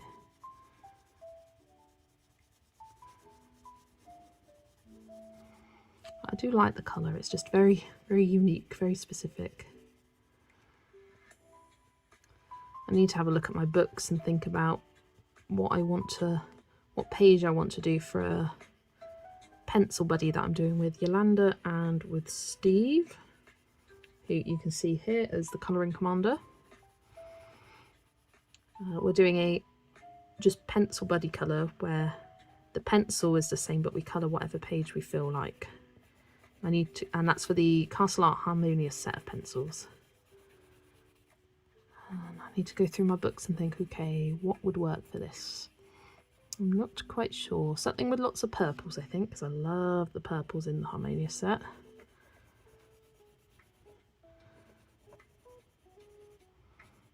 And I have no idea what.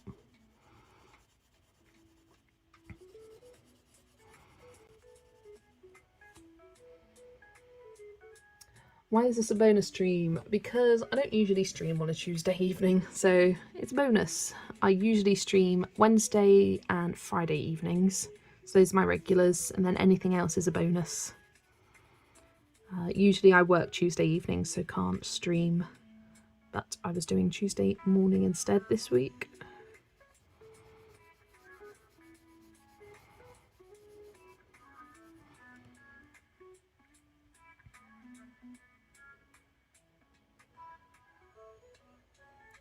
And not Adobe. Oh, is that what you call this? Adobe? Oh, no idea. It's just brown concrete. I don't know. I don't know what I'd call it.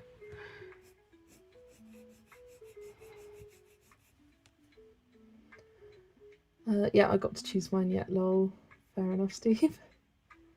That set is wonderful for a vintage theme page. Yeah, I've been looking into getting my first Green Ivy book, and I think they will work perfectly in Green Ivy's work. I really want the Four Seasons one, but it's currently unavailable on Aladdin. So maybe I'll get the newest one instead. Start with that.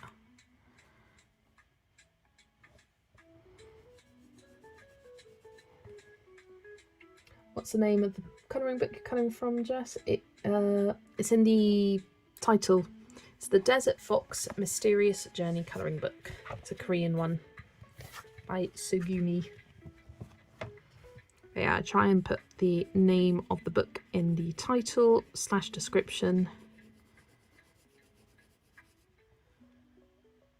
Just so it's easy for you all.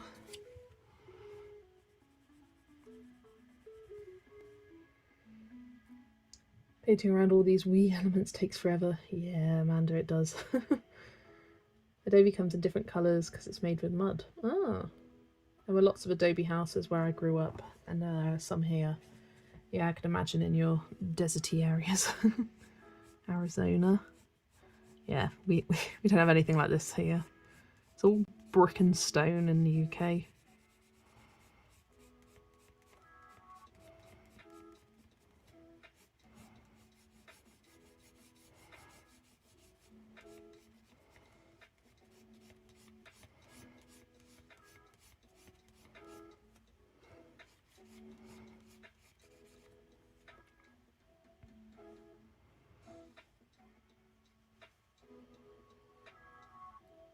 Thank you. It's a lovely colouring book. It is lovely, yeah. I'm really enjoying it. It's my first page coloured in one of these books because Sugumi has you. And it's like, why have I not coloured in it for so long? Because the pages are just gorgeous. I feel a bit intimidated by these with large open spaces, but oh, it's just so cute. I love all of these like florally ones. It's got some lovely muted colours in here as well. That was so fun. And it's split into different sections. So this one, the first section is themed to like candies and sweets and bakery, desserts. And then you have a, oh, look at that page with all the purples. Love it. Then this one is themed to travel. So you've got different countries from around the world. I love these. Look at that beautiful one for autumn in London. How tricky would all that reflection be? I probably wouldn't bother. Knowing myself, I probably wouldn't bother. Las Vegas. What looks to be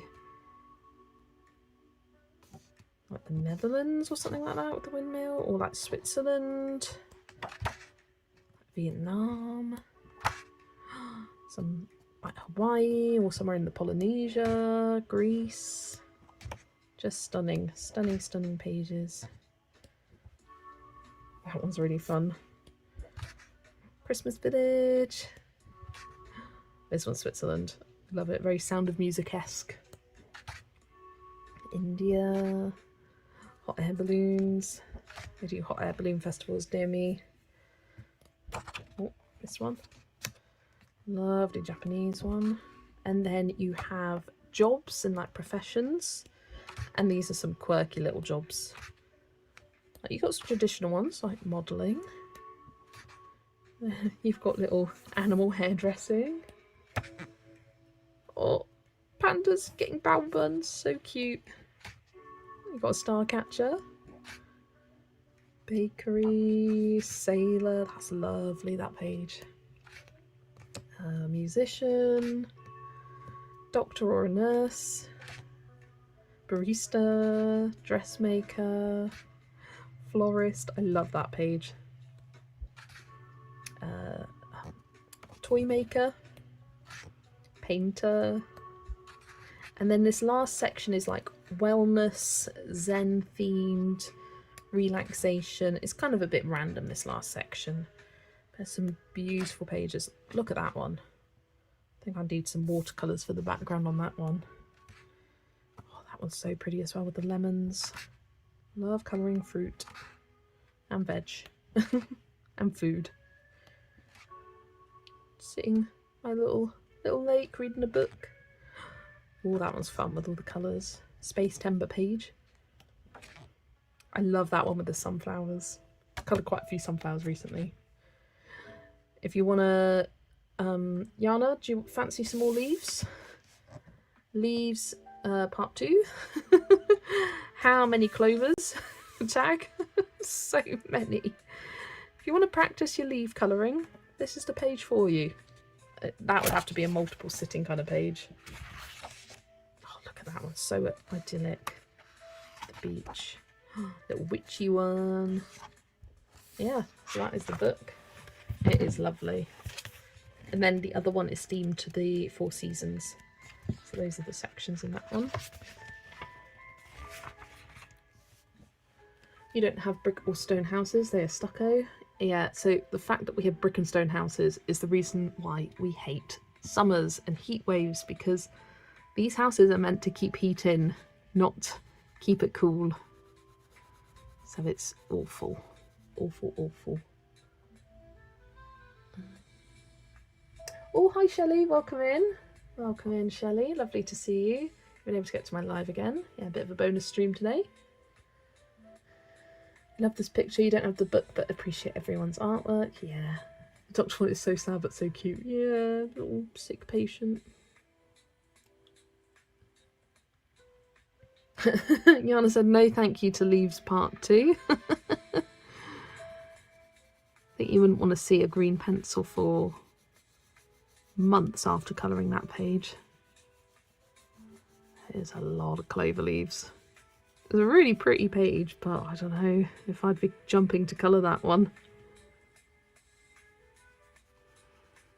I've just recently, this past month, found Paulina at Paulina Art Stuff. She has been popping in and out of the stream, commenting, and she has a really lovely collection of Korean, Japanese colouring books.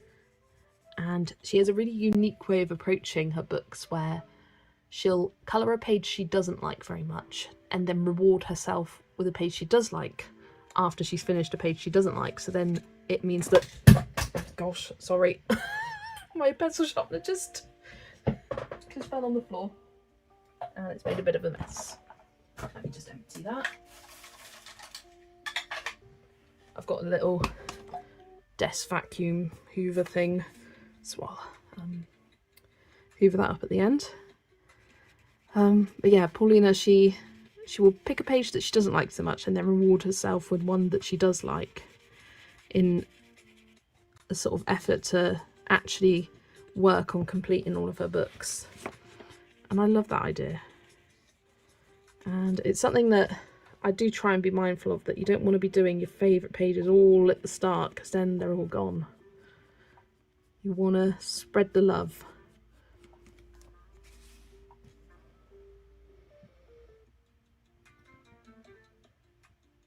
Yes, but our houses don't blow down. We have insulation in the walls, so it's built for both. Usually tile floors to stay. Cool. Yeah, we don't have tile floors, apart from in like your kitchen or a bathroom maybe. A clove of the day that keeps the bad look away. Potentially, potentially. Steve, you talk about tornadoes because our houses don't fall down either. Yes, tornado. Your house, I think anything would go in a tornado. I admire what Paulina can do with colouring pages she doesn't like before colouring ones she doesn't like. I don't want to feel like a chore personally. Yeah, I know what you mean. For me, I need to feel some sort of inspiration with a colouring page to be able to colour it. I don't want to force myself to colour something I'm not inspired to, but it is nice to get outside your comfort zone. It's more that idea you don't want to be left with 10 pages you don't like at the end, because then you won't want to finish that book. But if you're just colouring for the fun of colouring and don't necessarily plan on finishing books, then you colour whatever you feel like colouring. And sometimes pages will inspire you at a certain time and you'll think, oh god, I hate this page, I've got no idea for it, and then you'll get to colouring it and really enjoy the process.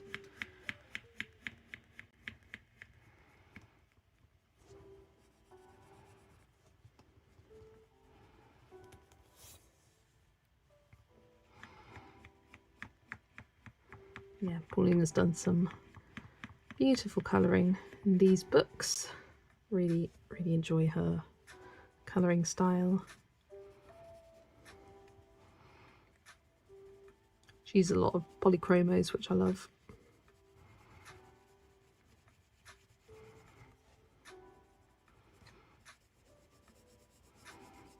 Because I feel like most, and tell me if you agree with this, most colorists on YouTube tend to be Prismacolor colorists. That's just my opinion. In terms of colour alongs, pencils that they use all the time, majority of them tend to use Prismacolors. And I'm a polychromos girl.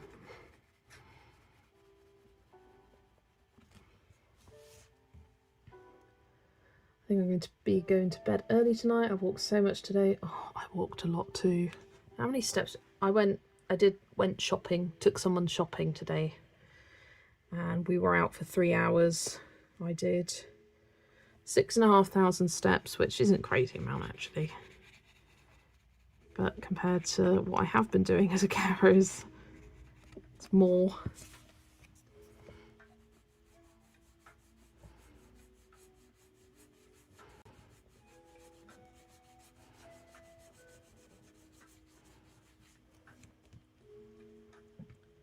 You agree, 100% agree. I'm not a fan personally. Yeah, it does seem to be Prisma a lot of the time. I don't plan on getting those though. Yeah.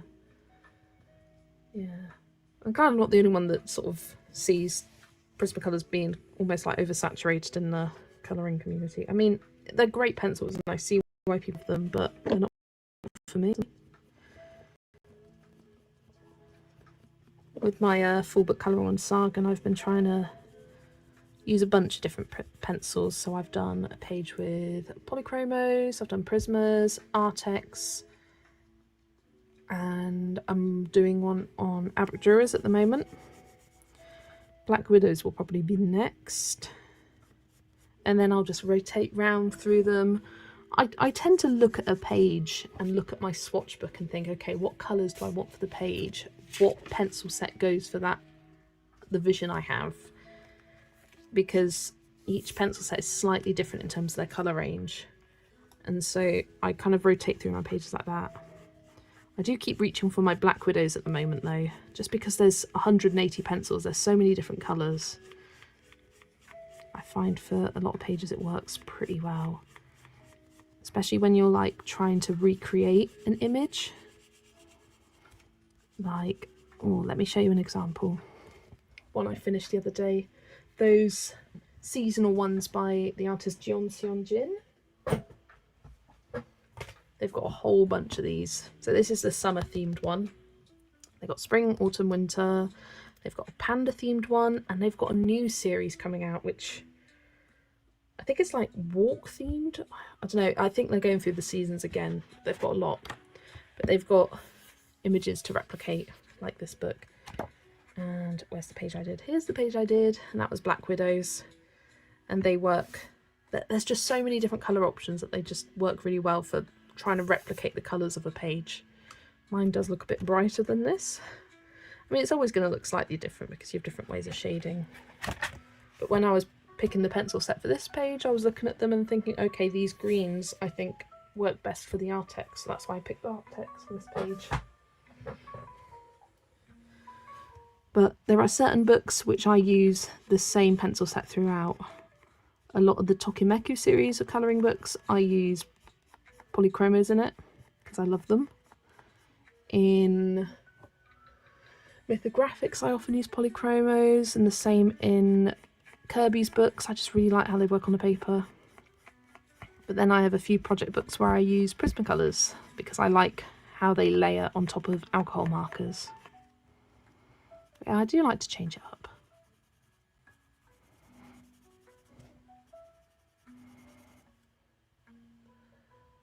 I'm also a polychromos girl, so I make a dent in the Prismacolor set of videos soon too.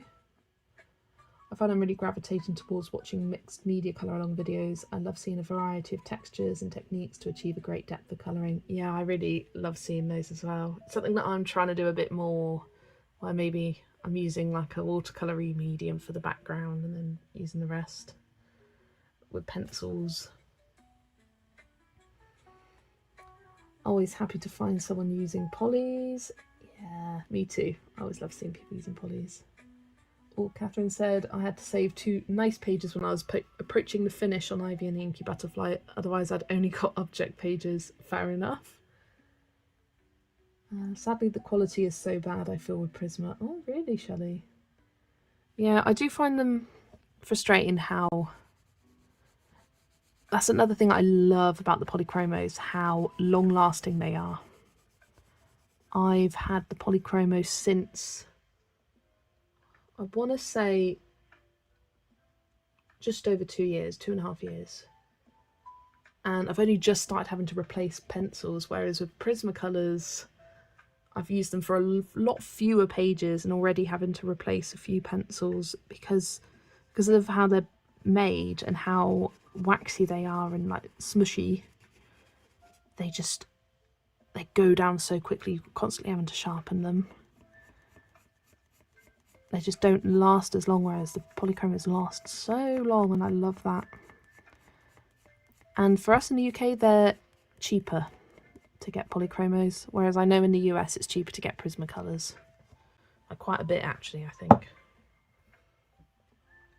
I have a 72 set and a portrait set of Prismacolors, but I don't want to use them because they are so hard to get and also too soft for me. Oh yeah, I find I don't like my finished pages, the results, the finish of the pencils.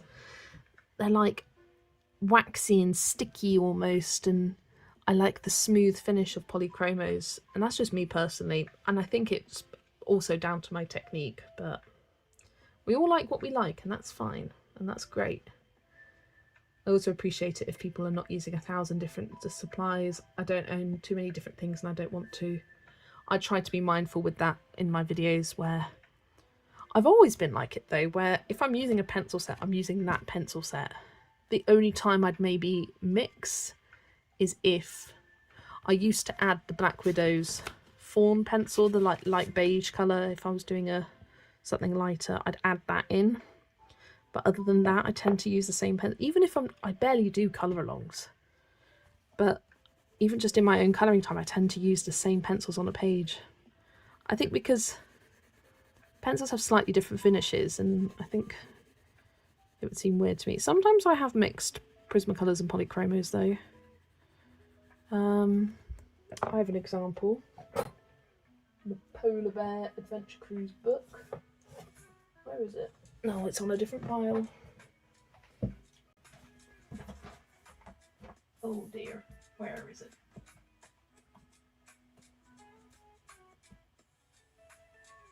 There it is. So I have an example of a page where I use both. So I used Prismas for the background, for the green, and then I think I used Now I'm looking at it, I think I might have not.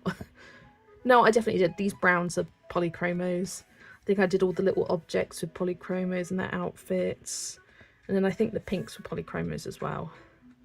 But this is like one of the few pages where I've mixed. And the finish doesn't look too different from each other actually. So yeah, that's one example where I mixed, but I so rarely mix pencils. I like to just use one set and pick a set that works for the page and go for it.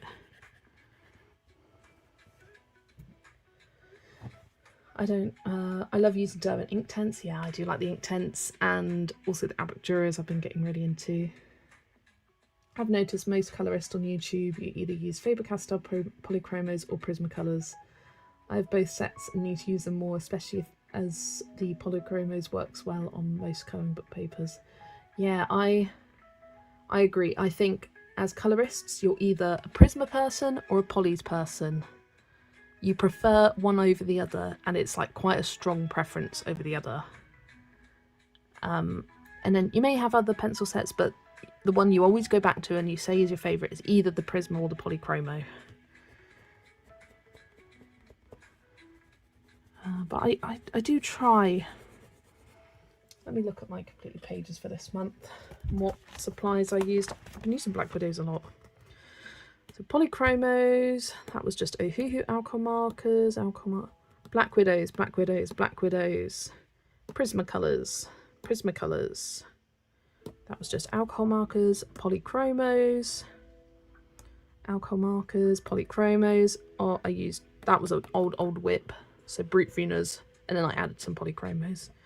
Arrtx, Black Widows, lots of Black Widows. So this will be good to have an Arrtx page. More Black Widows there. Yeah, I have months where I use a pencil set more than others.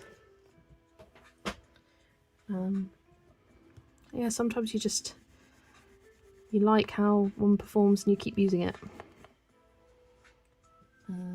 What are my thoughts on the Harmonious pencils? I've been eyeing those for a while. Let me grab them and I will show you my swatch. I haven't used them on a page yet, so I've only swatched the colours.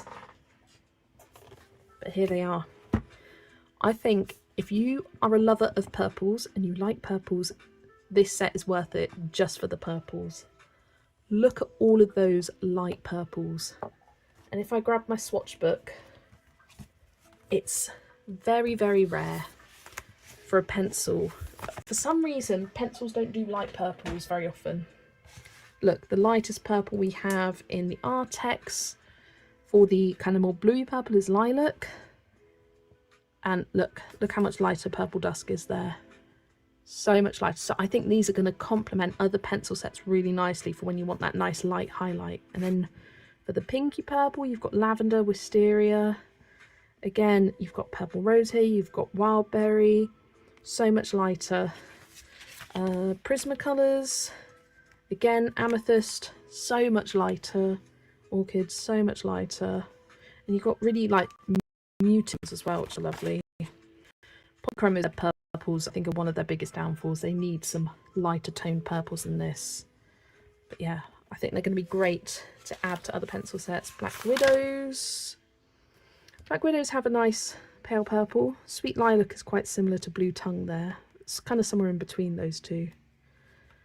But that's kind of it. You've got Purple Haze, which is similar to that-ish. Tulip. Probably similar to this one. Yeah, the purples I really love. You've got lovely kind of French greys, which you don't often see from pencil sets.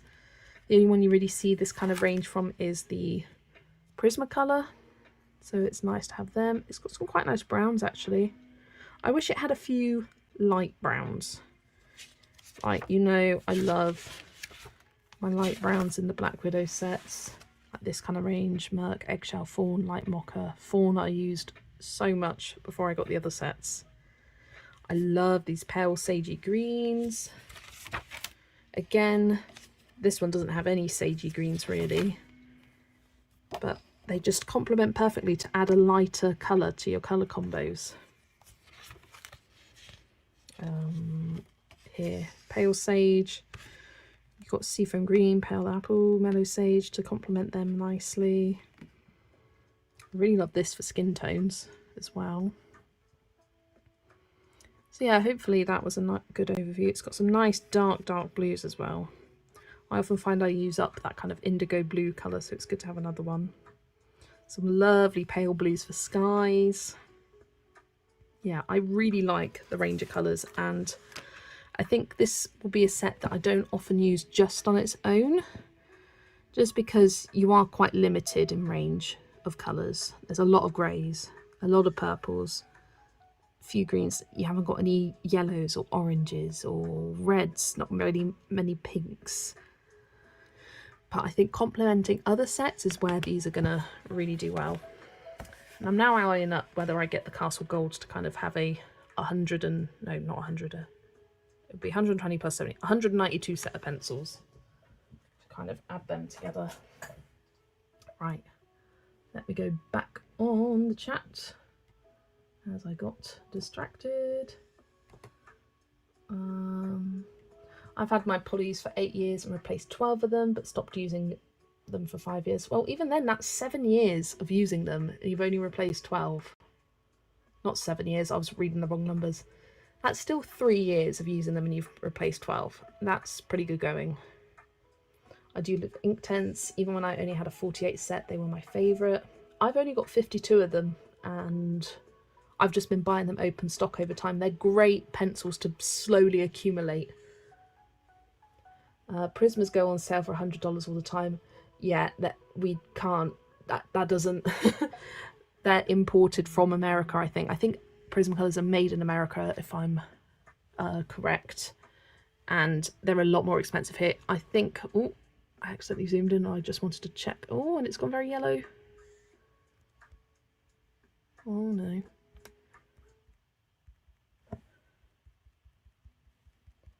Tap the yellow all away.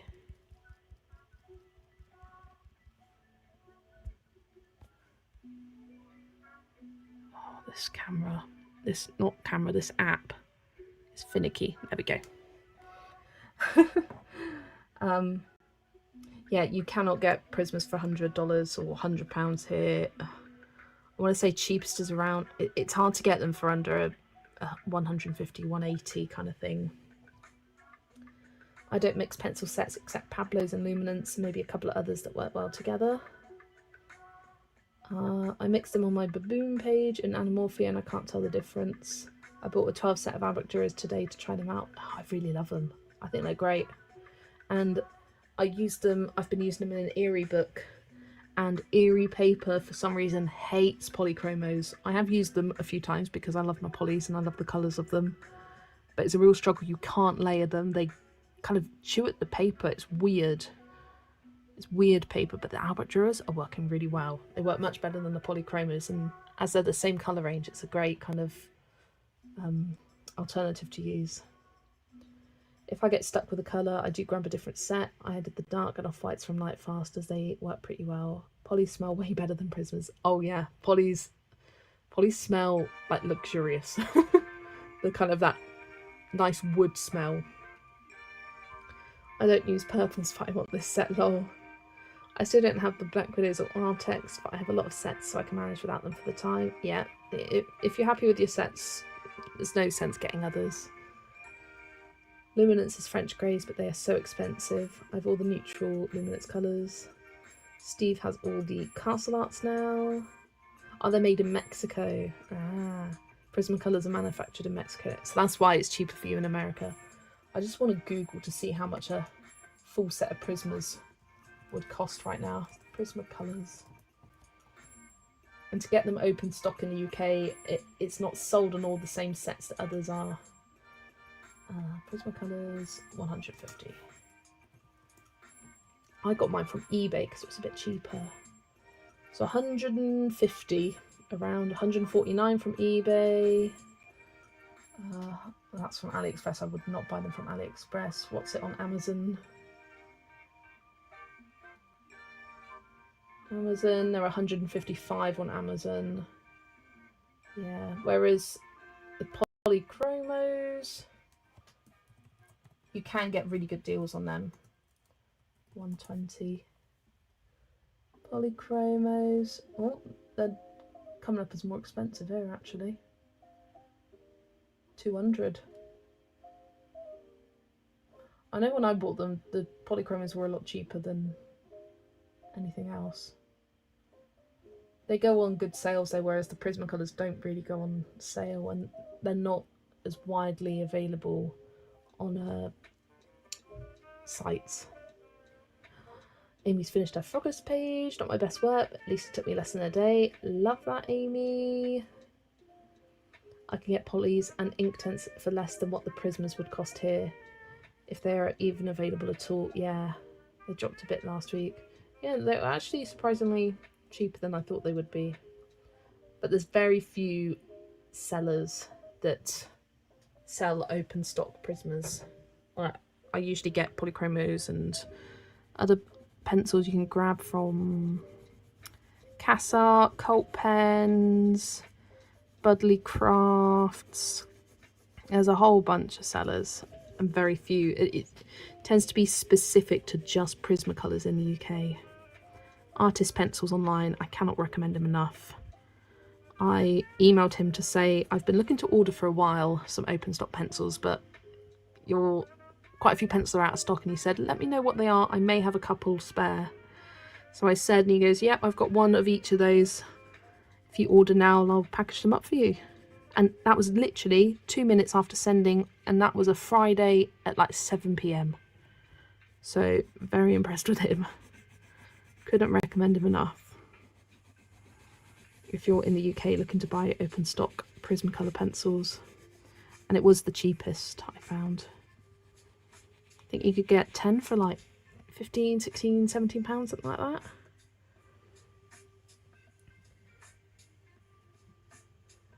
Cowling and Wilcox are doing a mega sale on Faber-Castell products right now, and the polys are cheaper to buy open stock than Prismas. Yeah. Thanks so much for the Harmonious review. You're welcome. If you ever want me to share something, always happy to share. Books, pencils, whatever.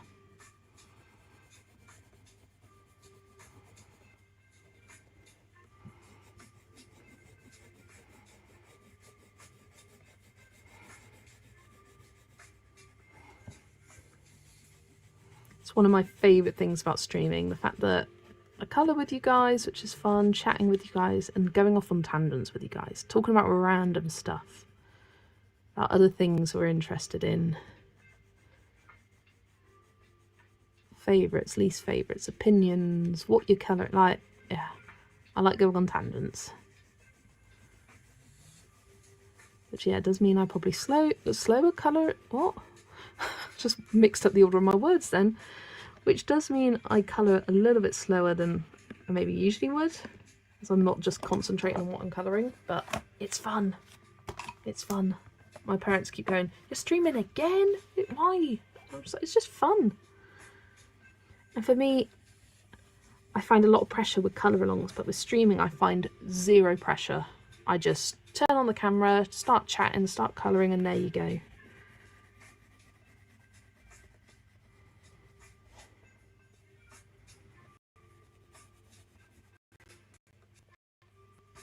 By Faber-Castell and Caran d'Ache and Derwent in local bricks and mortar shops, open stock, which is nice. Yeah, you can buy those from art stores here in the UK, which is, it's always nice to buy things in person.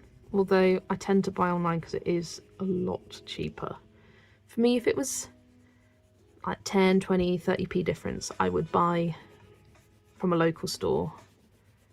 But when it's like getting close to almost £1 or 50p, like per pencil, more expensive, I'm like, no, I'm sorry.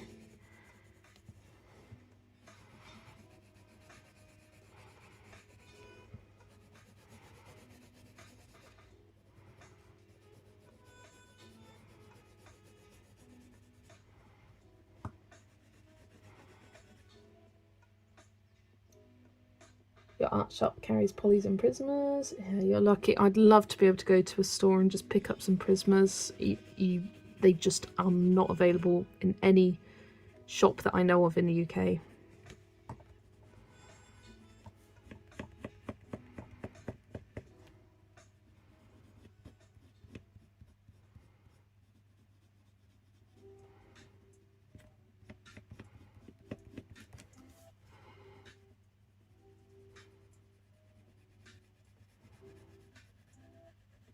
And I think when you're first starting out as colouring, say in the UK/Europe, and you're looking to invest in that first set of kind of premium pencils, polys are a lot more accessible, tend to be a lot cheaper, go on sales more often, and they're just a lot more readily available and kind of desirable than Prismacolors. They're harder to get. I mean, I got mine from eBay because I was like, I'm not paying those Amazon prices, they're insane.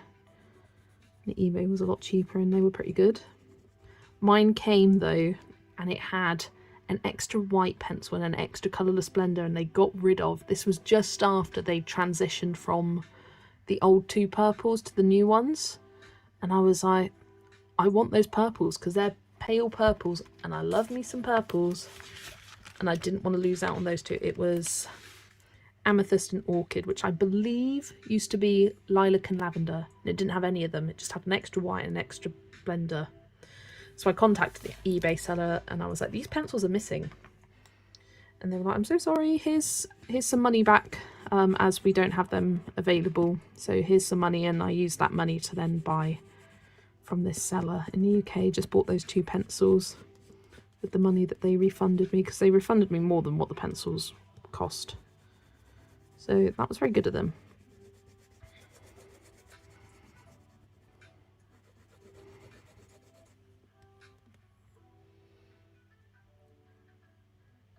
I honestly only look at the screen occasionally. I mainly listen and chat, so no pressure to colour at all. I could be doing anything. I do think it'd be fun to do some, I don't know, like planning streams, organisation maybe, like doing some different things other than colouring. I'm not sure what yet. Would you be interested in seeing me do a stream where I set up my planner for the month, my journal? I don't know, I kind of need to concentrate for that though.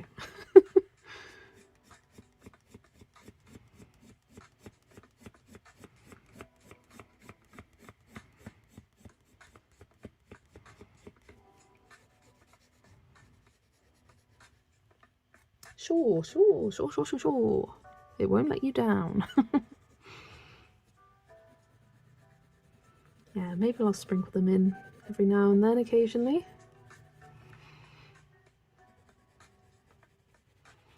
You know what, that background didn't take as long as I thought it would, which is always good. I think it looks not too dissimilar from this. I do need to darken this up a little bit more. I think I'm going to add the light umber to it. This section here just needs to be a little bit darker.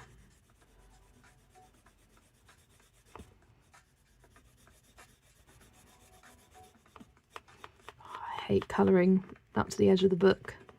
I tend to flick out, so you're not kind of like pulling the paper back in, because you can kind of get sort of dents in it almost. So I tend to just flick up to help prevent sort of damaging the edge of the book. I was watching a video by Kira at a Pictured Purpose a few days ago, and she said she often does a washi tape and then peels it off at the end border to prevent having to colour to the edge of the paper. And I'm like, I need to do that, because I have so much washi tape. I've got a whole separate box of washi tape that I think is kind of ugly and I would never use in my journal. So it's just washi tape that I'd use for those kinds of purposes. Because I do have a lot of washi tape from when I used to journal. Before I coloured, I used to do lots of bullet journaling.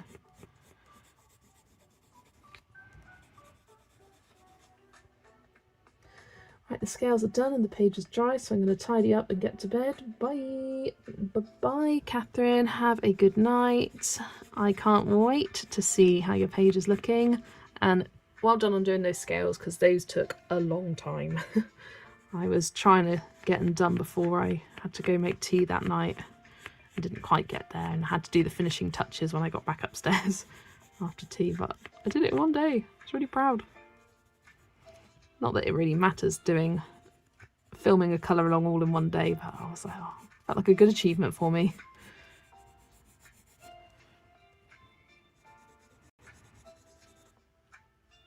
You'd love a planner video? Admin streams are always welcome. Yeah, I'll have to think about what I do for that and what I would include.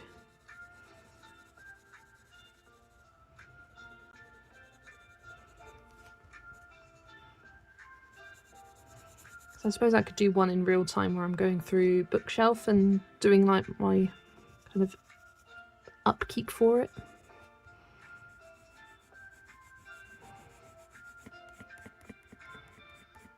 Be more interesting doing it with you all than just alone.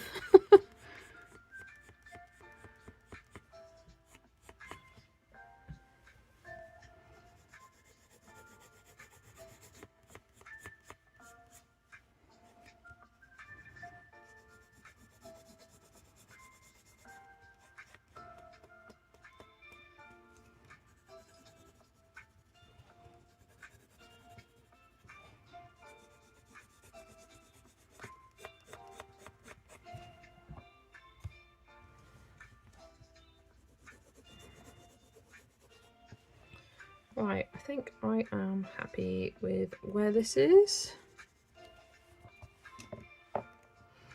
And I'm just going to colour these like bits in between. It looks like a nice pale kind of sagey green. So I'm going to grab asparagus green and just lightly colour over these kind of door frames kind of thing. And now I'm colouring it. It's a bit brighter than what's over here. Oh, you can't even see it. And I just dropped a pencil on the floor. It's a bit brighter, so I may need to dull it down with something else.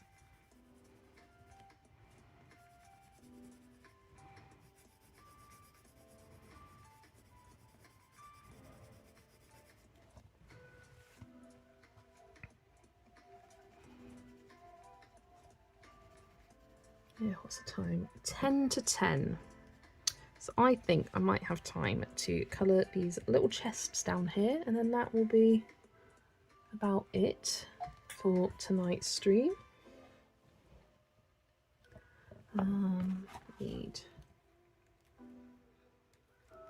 Maybe it's live version versus faded photo version. Yeah, I suppose. I mean, my colouring is always going to look a lot brighter than this. I'll see if I can tone it down a tad with yeah, none of these are really going to tone it down, are they? Let's try the tiniest bit of fern green.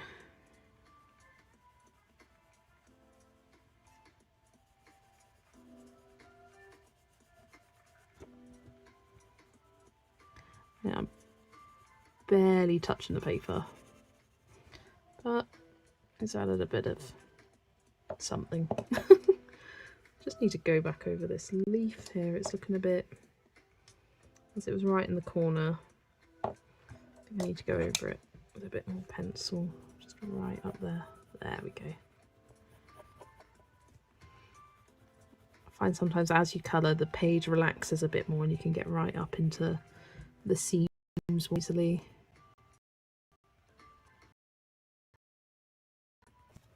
Right, so bird finished, lovely. Good timing, I'm almost done with this background. Love that, Amanda. Right, these chests. I'm going to start with the red colour. And I think this is a perfect opportunity to use these horrible reddy browns. I say horrible, I just don't like them. I just don't like a red tone brown. I prefer a yellow tone brown or a neutral brown. But yeah, I think like burnt umber, Mars brown, and Venetian red will work well. It's always nice when you have a page that you can use a colour that you never use, even though it is only for some small bits. Right, and then what was the other one I needed? Burnt umber. Burnt umber. Zoe is awake. Welcome back. I think I might do a soft pastel background for just a hint of colour, as the bird and leaves are pretty vibrant. Sounds perfect. Sometimes you want the background to be nice and dramatic, and other times you just want it to be a background and you don't want attention to be made on it. I should have did soft pastel for this. It would have been so much faster. Yeah, I have a love-hate relationship with soft pastels. I kind of like them, but I find them messy and annoying and I don't want to use them very often. Any suggestions on... I'm for an autumn colouring book that isn't Halloween themed. I live in Salem, Massachusetts, so I'm surrounded by Halloween all year. Okay, Terry, let me... do I have a list? Do I have a list? I don't think I have a list. I was going through and making lists of different books with autumn themes. But let me grab some books. We have Matchstick Mouse Autumn, an autumn themed colouring book. Autumn. We've got that Korean book. It's not very easy to access though, so I won't share that.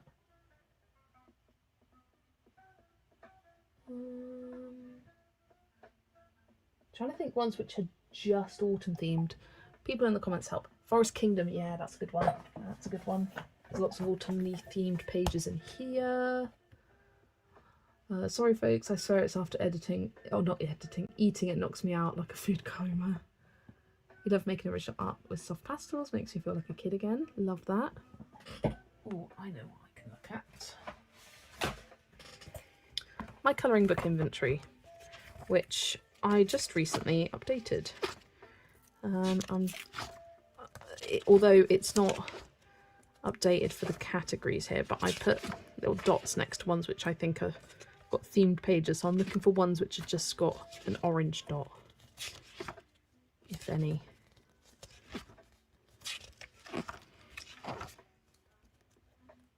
Oh, Teresa Goodridge, yes, of course. Yes, I've got one of those. It's because it wasn't on my shelf and I didn't see it. Oh, Colouring Heaven.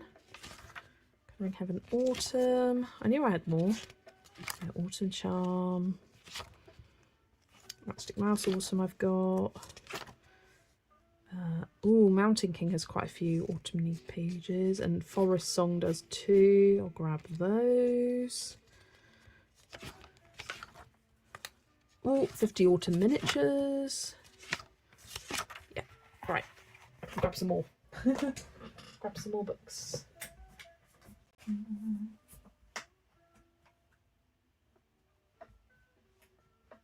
Oh, come on. Where's Autumn Charm? Where's it? Where are you hiding?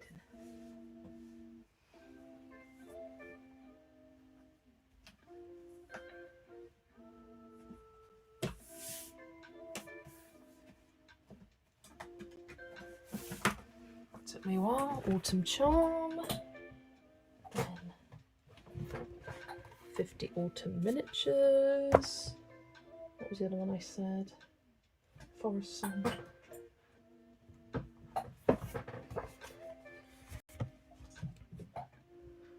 I don't have Rita Berman's Autumn Walk. Singing Season of the Witch because of Terry's comment. I think that I did the same on the holiday after eating, didn't I? Yeah, a couple of times we were sat on the sofa and you'd be zonked. Right, let me just give you a very, very quick flick through of these. One of my favourite autumn themed books, Matchstick Mouse Autumn, which has very, very cute, simple autumn pages. So this is a great option. There is also his Pumpkin Party one, which is quite autumn themed, with just a couple of Halloween pages, not too many though. So that is Matchstick Mouse Autumn. Then we have Tales from the Forest Kingdom. This isn't necessarily autumn themed, but I think there's a lot of autumnal vibes to the pictures. I've got this as a whip. I want to finish that this year. Like, there's some sort of like spring and summery ones, but some nice autumnal ones. Lots of mushrooms. Like, lots of woodland animals, which remind me of autumn. And colour with autumn palettes. I love that one with the bears. Like foxes. Lots and lots of mushrooms. Autumn leaves there. This is such a lovely autumnal page that Zoe has just coloured. and some other pages which aren't necessarily autumn themed, so that's an option. R.J. Hampson's Forest Song. Let's go from the second set. Again, not all autumn themed, but there's quite a lot of autumn inspired pages. There is one which is called Fall. Yeah, like that one is lovely for autumn, and that one. Got lots of options in here. It's got ones themed to each of the seasons, so it's got some other ones in here as well. Yeah, lots of fun ones in here. Where's the specific fall one? Here it is, autumn page. Then we've got 50 autumn miniatures if you want something a bit simpler. It does have a couple of Halloween pages. This is one of Camelia's older books. I have done that one. But out of all of her seasonal miniatures, this one's definitely my favourite. It's got lots of her cute little characters in various autumn scenes. But yeah, it's hard thinking of books which are just themed to that one season. Not too many are. Then we have Creative Haven, Teresa Goodrich Autumn Charm. She's got 3 or 4 autumn themed books. Autumn Charm, I think, was this one in the middle. Autumn Harvest is the most recent one. But again, this one is filled with all autumnal pages. I love pulling this out every year for autumn. Hate that page, I want to rip it out. Keep saying I'll rip it out and I just don't. I've done that one. I've got a few pages flagged for this autumn season. Another one I think has some nice autumnal pages is R.J. Hampson again, Mountain King. I don't know what it is, but it gives me autumn vibes, some of these pages. It's not specifically autumn themed, but yeah, you got pumpkins. Anything with pumpkins, I'm like, yes. I've got quite a few books which are themed to like the 4 seasons, more so than just autumn. Yeah, there's Mountain King. Yeah, there are quite a few different autumn books. I don't tend to have too many which are themed to just one season. Let me grab this other one I have. Here it is. This is by that same illustrator from I showed earlier, the John Sion Jin. This is the Cat's Autumn Picnic book. It has one Halloween themed page in here. But yeah, lots of autumn themes in this one. Again, that fun style. This is a Korean book I bought from Aladdin. My favourite page in the book. Love that one. And this kind of has different kind of palettes for autumn pages, not just your classic oranges and yellows, you've got other colours as well.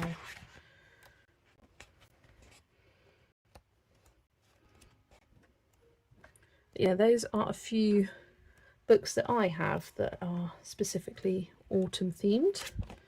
That's the only page I've done in here so far, but there we go. Hope that was helpful for you.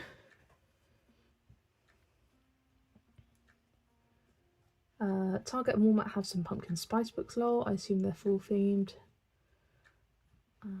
There's lots of cute and cozy autumn books. Any of Maria Troll pages could be made autumnal, really. Yeah, any book which is kind of like forest, woodland themed, I think are great for autumn.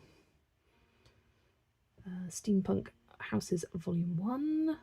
Oh, that's what you're colouring in, Rebecca. Oh, that's fun. Jen Katz has an autumn book, but it's probably expensive to get if you're outside the EU. She's on Etsy. R.J. Hampson's always cheer me up. I love his cartoony style. You're welcome, Terry. Glad I could have helped you there. Right, on to these chests. Starting with the burnt umber. I'm not going to really need too much of this. There's not too much shading on that one, but I'll add a bit extra. That's what I like to do.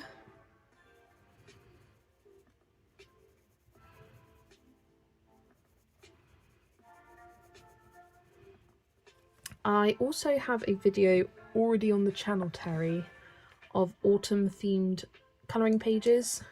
And I think at the start of the video I go through the books which are specifically autumn themed, just in case there are any that I forgot and missed out. But I did that last year, so it's got lots of inspiration there for pages that are themed to autumn, which are spread across all different books.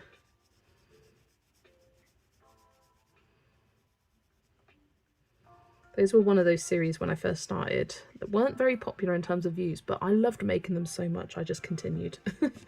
I just really enjoyed going through my collection and finding all the seasonal pages and finding them all and sharing them in one big video. I think I did it for every season. I think the only one I might not have done was summer, because I don't know, summer isn't as distinctive as it sounds weird. There's not as many like, okay, that's a summer page compared to the other seasons. But I know I definitely did autumn, winter and spring, and I think I did Easter, Christmas and Halloween themed pages as well, if you are interested. I think they might even be in a playlist of seasonal colouring pages, I'm pretty sure. Let me find it. I will share the link in chat. Nina Stajner's My Tiny Forest book, there's lots of pages that can be coloured as autumn pages. Yes, that's also true. Oh, hi Brittany. Is she using that 126 Arrtx colour pencils or the less expensive 120? I didn't realise there was 2 sets. But I'm using the 126. The 126 set.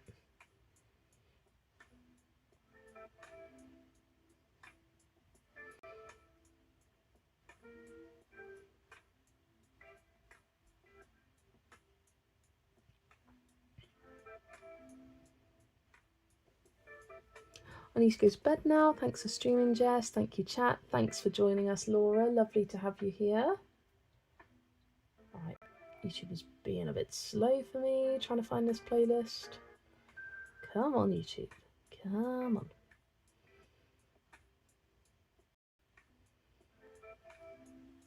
Playlists.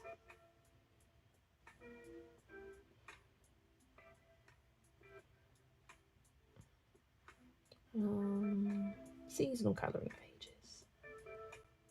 Oh, I don't want it to... Can I share a playlist?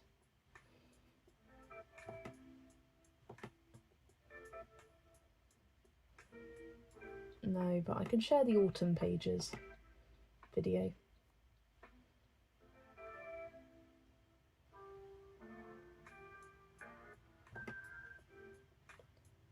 Copy the link and paste. The only thing that makes it summer for me is ice cream. Yeah, I think if I was looking for summer pages, it would be like ice cream and beach themed pages. Anything beach themed or particularly watery. But the link in chat is my autumn colouring pages video. But if you go on my playlists, there are seasonal colouring pages. I think I might have done mermaid as well.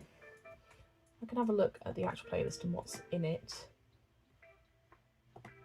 So I did Easter, spring, mermaid, autumn, Halloween and Christmas. I never got around to doing winter. Didn't I? Apparently I didn't.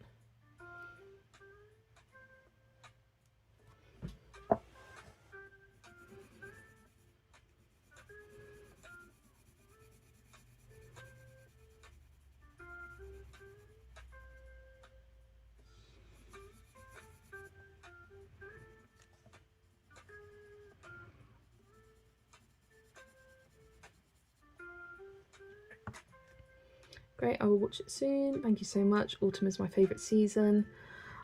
I am a spring season person, spring/summer.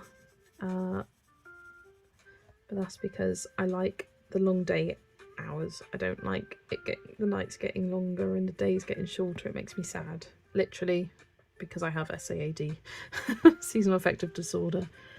But I love colouring autumn themes. It's probably my favourite season for colouring. I just love autumn pages. I find them so fun.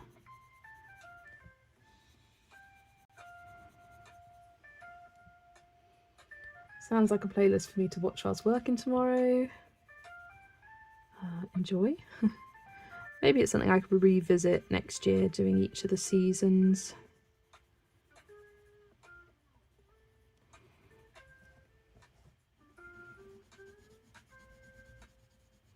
It was something I got a little bit burnt out of, because it does take quite a while to go through your collection and find all the books, and even longer for me now. I've got so many books, but it's fun. It's fun going through and sharing and getting inspired. I always love watching other people do videos like that as well. They share a bunch of pages. I could do one for space timber potentially.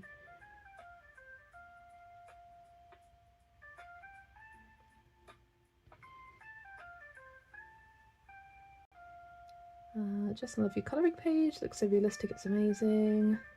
Thank you, Rebecca. You're so kind. Appreciate that.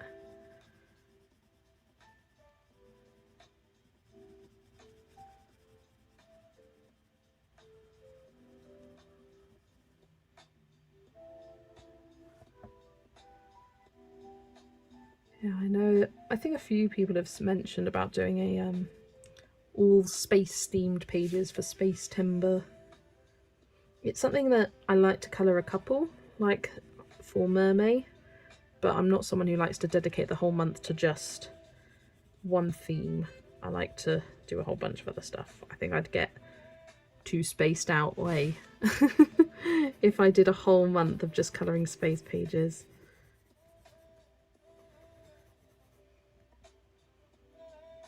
Oh, Amanda's off to bed. Good night.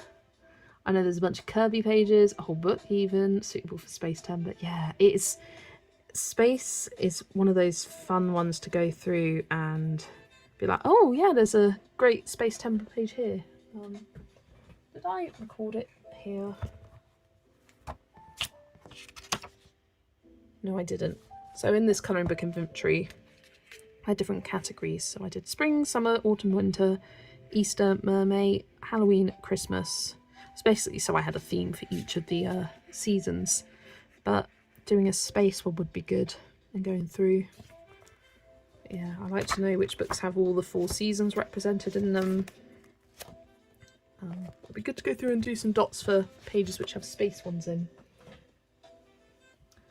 I would love some tips for creating a galaxy/starry background. That could be a good option for me to do on stream, like experimenting with you all, maybe with some watercolours, because I kind of want to try doing a watercolour kind of galaxy background and then maybe like a soft pastel background. I think that would be fun. Yeah, these red chests are turning out good.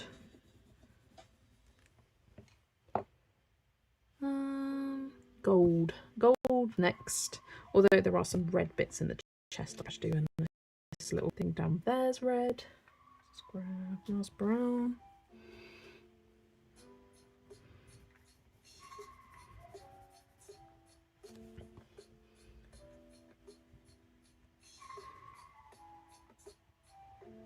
I think the biggest tip for galaxy background is just picking the right colours. Your blacks, your blues, your purples, your pinks, or do you want to go for like a greeny, yellowy theme? Whichever you go for, and just being mindful of where you're placing the colours.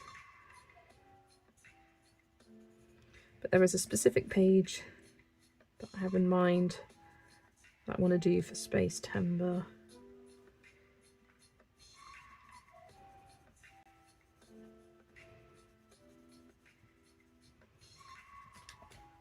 But yeah, that's something I'm also really enjoying about the streams, of being able to colour these pages that I maybe wouldn't have scheduled or given myself the time for because they weren't planned as buddy colours, and actually being able to colour them and colour them with you all has been great. I think it needs to be a bit brighter, these bits. So I'm going to grab another red. Let's grab scarlet red. Shell's Colouring did a really nice galaxy background, I think. I think Sarah Renee Clark has one too. I'm still too timid to give it a try. If you search galaxy background tutorial, I'm sure loads and loads pop up. It's a common background for people to kind of do tutorials on. I'm going to try my best and be more active on my art account on Instagram. So I'll be showing my RJ Hampson Steampunk Houses page on there. I'm definitely getting inspired by everyone's colouring pages. Yeah, I do love seeing people's pages. And it's a great community to be able to share with everyone.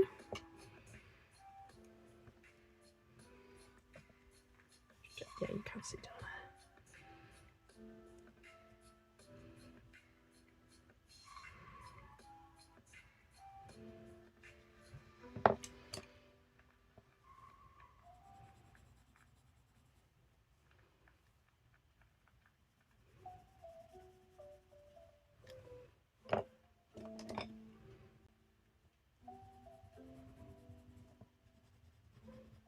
There we go. Right, now the gold.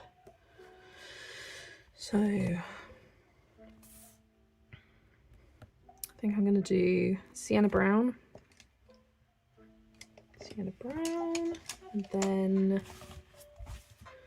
goldenrod and yellow ochre, which I believe I've already got out. Have I? I've got yellow ochre.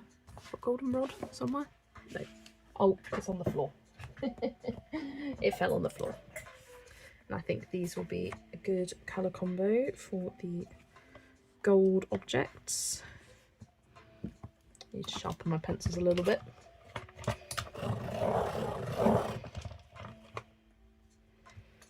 Right, let me try and move some of these pencils out of the way so you can actually see both sides of the page. I do apologise for that. If I'm ever out of frame and you can't see what I'm doing, just pop a message in chat.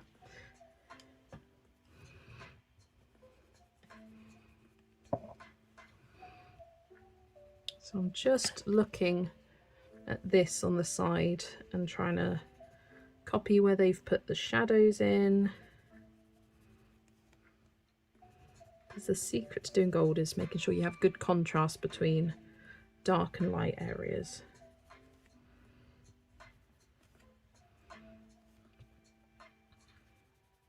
May have to add a bit more in.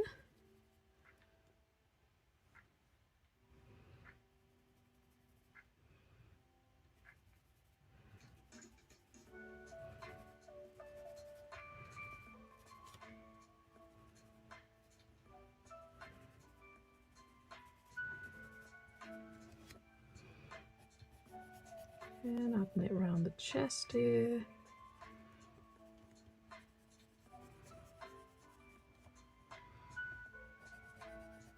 I love colouring gold and metallic objects. I find it very relaxing, quite enjoyable. Always have.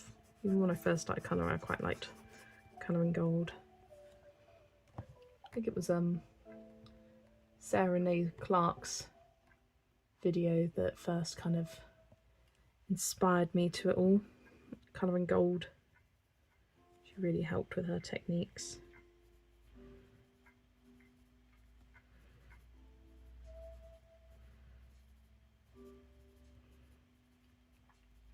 I really wish she would do some more colouring tutorial videos. They were so different and informative and experimenty. I understand she wants to do different stuff and branch out, but it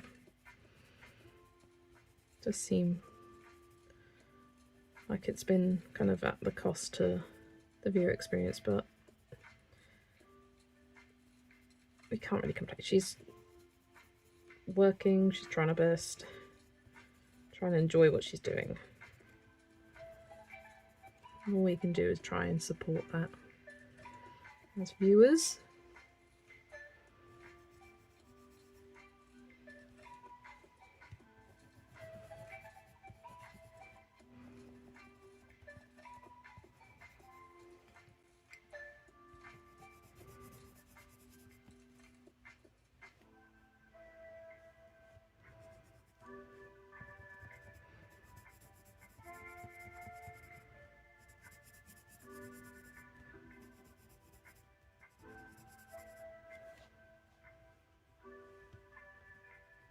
Chat's gone a bit quiet, and I keep checking to be like, okay, it's not my end, is it? Because that has happened to me before. I thought, okay, chat's gone a bit quiet, fair enough. Turns out I was just really behind and my chat was lagging.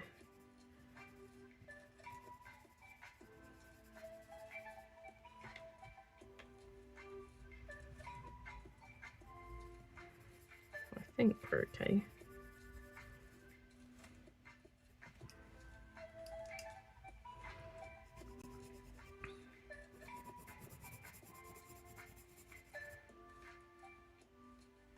Jess, did you find a page for your Harmonious buddy? Not yet.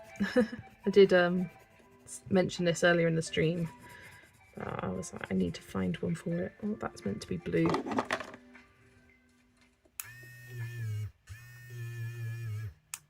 There we go. Just recently got the Derwent electric eraser and I'm getting used to using it, but it does work really well for erasing pencil you've accidentally coloured. Still here, browsing Insta, browse away. I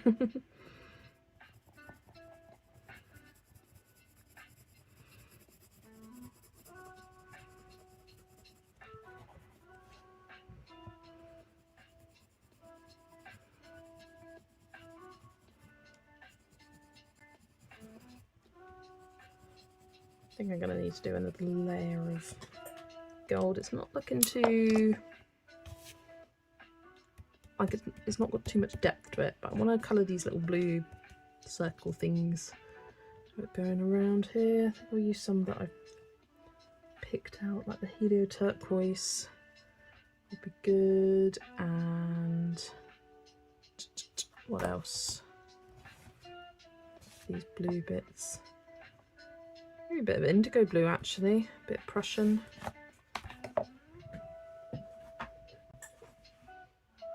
Indigo blue and Prussian blue. I don't want them to stand out too much.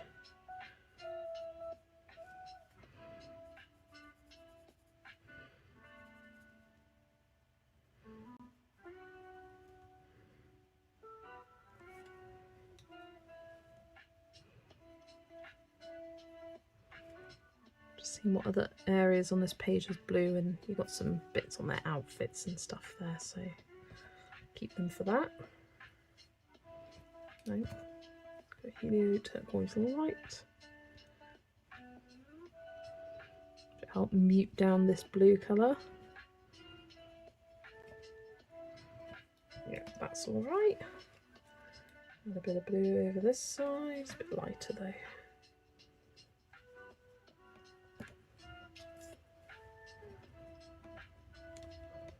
Into these little diamonds here.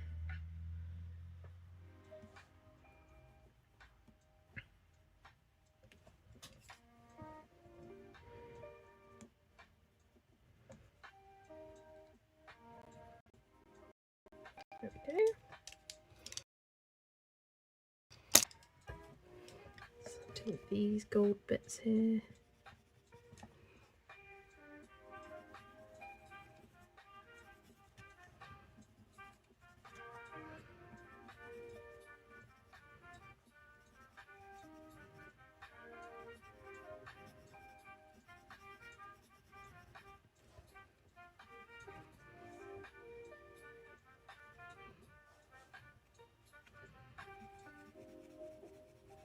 Yeah, going back to the Harmonious pencil page, I'm not quite sure what to look for. So I was thinking April, because she does some nice muted pages there. But it's like trying to find one with the exact right colours. I was thinking perhaps, ooh, now I'm looking at them, Tokimeku could potentially be good, or like one of the Korean books. Some muted colours there. It's like looking at my books, a lot of them I do like my bright colours for. Maybe a Hannah Carlson would look good, muted. Rita Berman. It's potential. Just looking at my books. I also thought about Wildflower Folk and doing a portrait with some nice muted colours. That could be cute. Looking at some of them. Yeah, I'll have to have a look at my swatches, have a look at my books, and have a think about what the Harmonious pencils will work well for. Whatever it is, I want something with a lot of purples. Hannah Carson, you think would be a good choice? Yeah, I was thinking, yeah, that would be quite nice.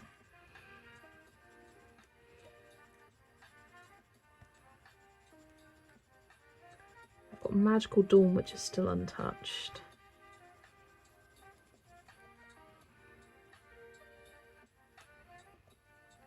Midnight Masquerade, which I received recently. That's also untouched. That could potentially work well. Forest Kingdom. Witch's Cottage could work really nicely, actually. Something with muted colours.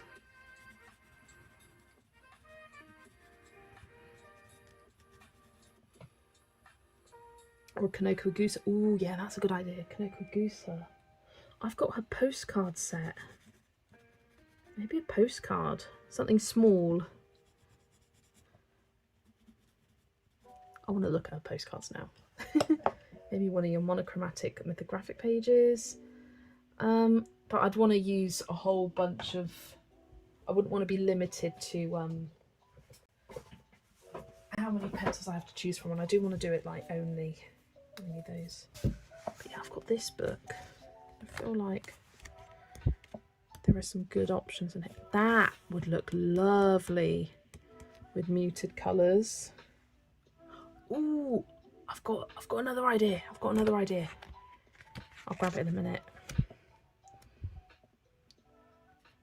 So I haven't done any summary pages in here yet.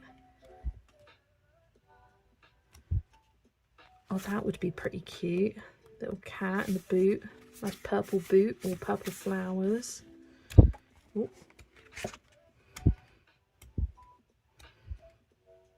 Oh, there's so many cute pages in here that I just haven't done. And there's some at the back which are like very kind of rusticy looking with the line art. Like that would look amazing with some of those muted purples and pinks. And that one. And that. Just the florals. All those shells would look good. Yeah, this is a good option actually. But the other one is actually the book that I've got planned for my next stream, the Greek mythology. And I thought these would look great in muted colours, wouldn't they? Like with the kind of like Greek gods thing.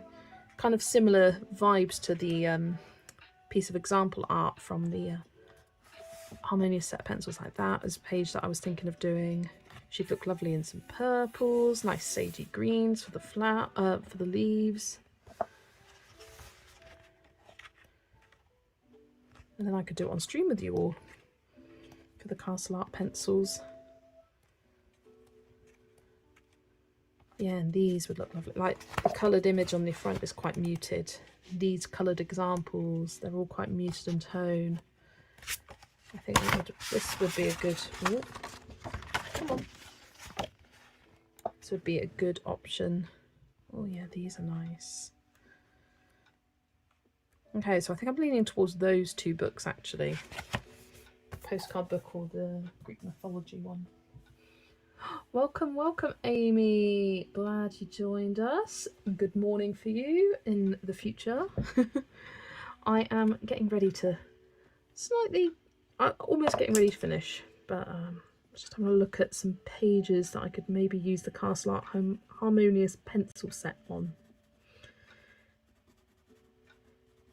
Yeah, I'm just going to finish doing these little chests and then I will head to bed.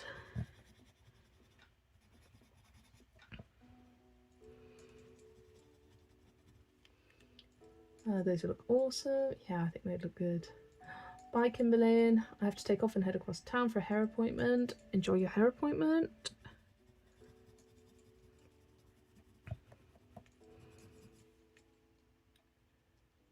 Hi, Amy. Hope you're feeling better. Yeah, hope you're feeling a little less exhausted today.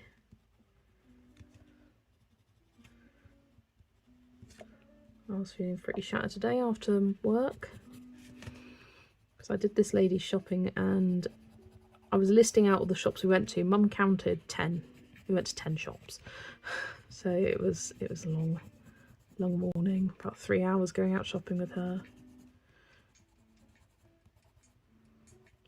But it was fine. I did it. Honestly, I'm ready to go back to bed, and I just got up, lol. Yeah, exactly what Zoe said. If that's what you need, that's what you need. Listen to your body. I had an insane long nap after work. Got home around 2ish, went upstairs, or had my lunch, went upstairs, and I was asleep until 5:30. Good couple of hours in bed. But I was with my cat. I was with Lexi. We were sleeping together. We were dozy.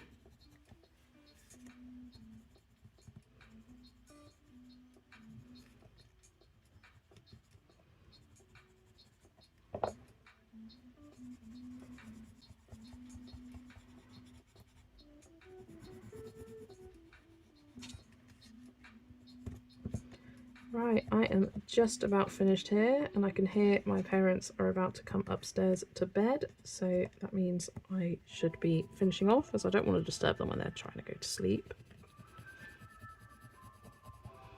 I may play around with these gold bits off camera, but I've put us in a very good position to finish this page off tomorrow. We just got the water, the boat, and the characters. I'll probably save the boat till last with the characters in it, because I often save characters to last because it's my favourite part. So I'll probably start by tackling the water in the next stream and figure out what I'm doing with this situation. Ooh, I'm nearly done. I am nearly done. I'm happy with the progress we made today. We did the grass, the chests, the barrels, and the background here. So yeah, good bit of progress. And we'll probably head to bed later when pain meds kick in. Oh, cute. Kitty Kiddles do make naps better. She trapped me. I couldn't get up. My mum got back home from work at just gone 6 o'clock, and I was still laid in bed, but I was awake. And Lexi just came and sat on top of my legs. And Mum was like, "What is she doing? Why is she sat on your legs like that?" Like, my legs are sort of like on the side, and she was just sat on top like a little potato cat. I'm nearly done. Yeah, looking lovely, thank you. Looking good, thank you. Thanks for the surprise stream. Thanks for joining me on the surprise stream. Thanks for streaming. I've been enjoying being in the chat, talking to everyone. It's been a fun evening. Yes, thank you everyone for joining, and I look forward to seeing you tomorrow. Woohoo! Yeah, really love this page, and it's been great colouring it with you all. So I will say thanks for watching and joining me for my stream. I will see you in the next one. Bye everyone.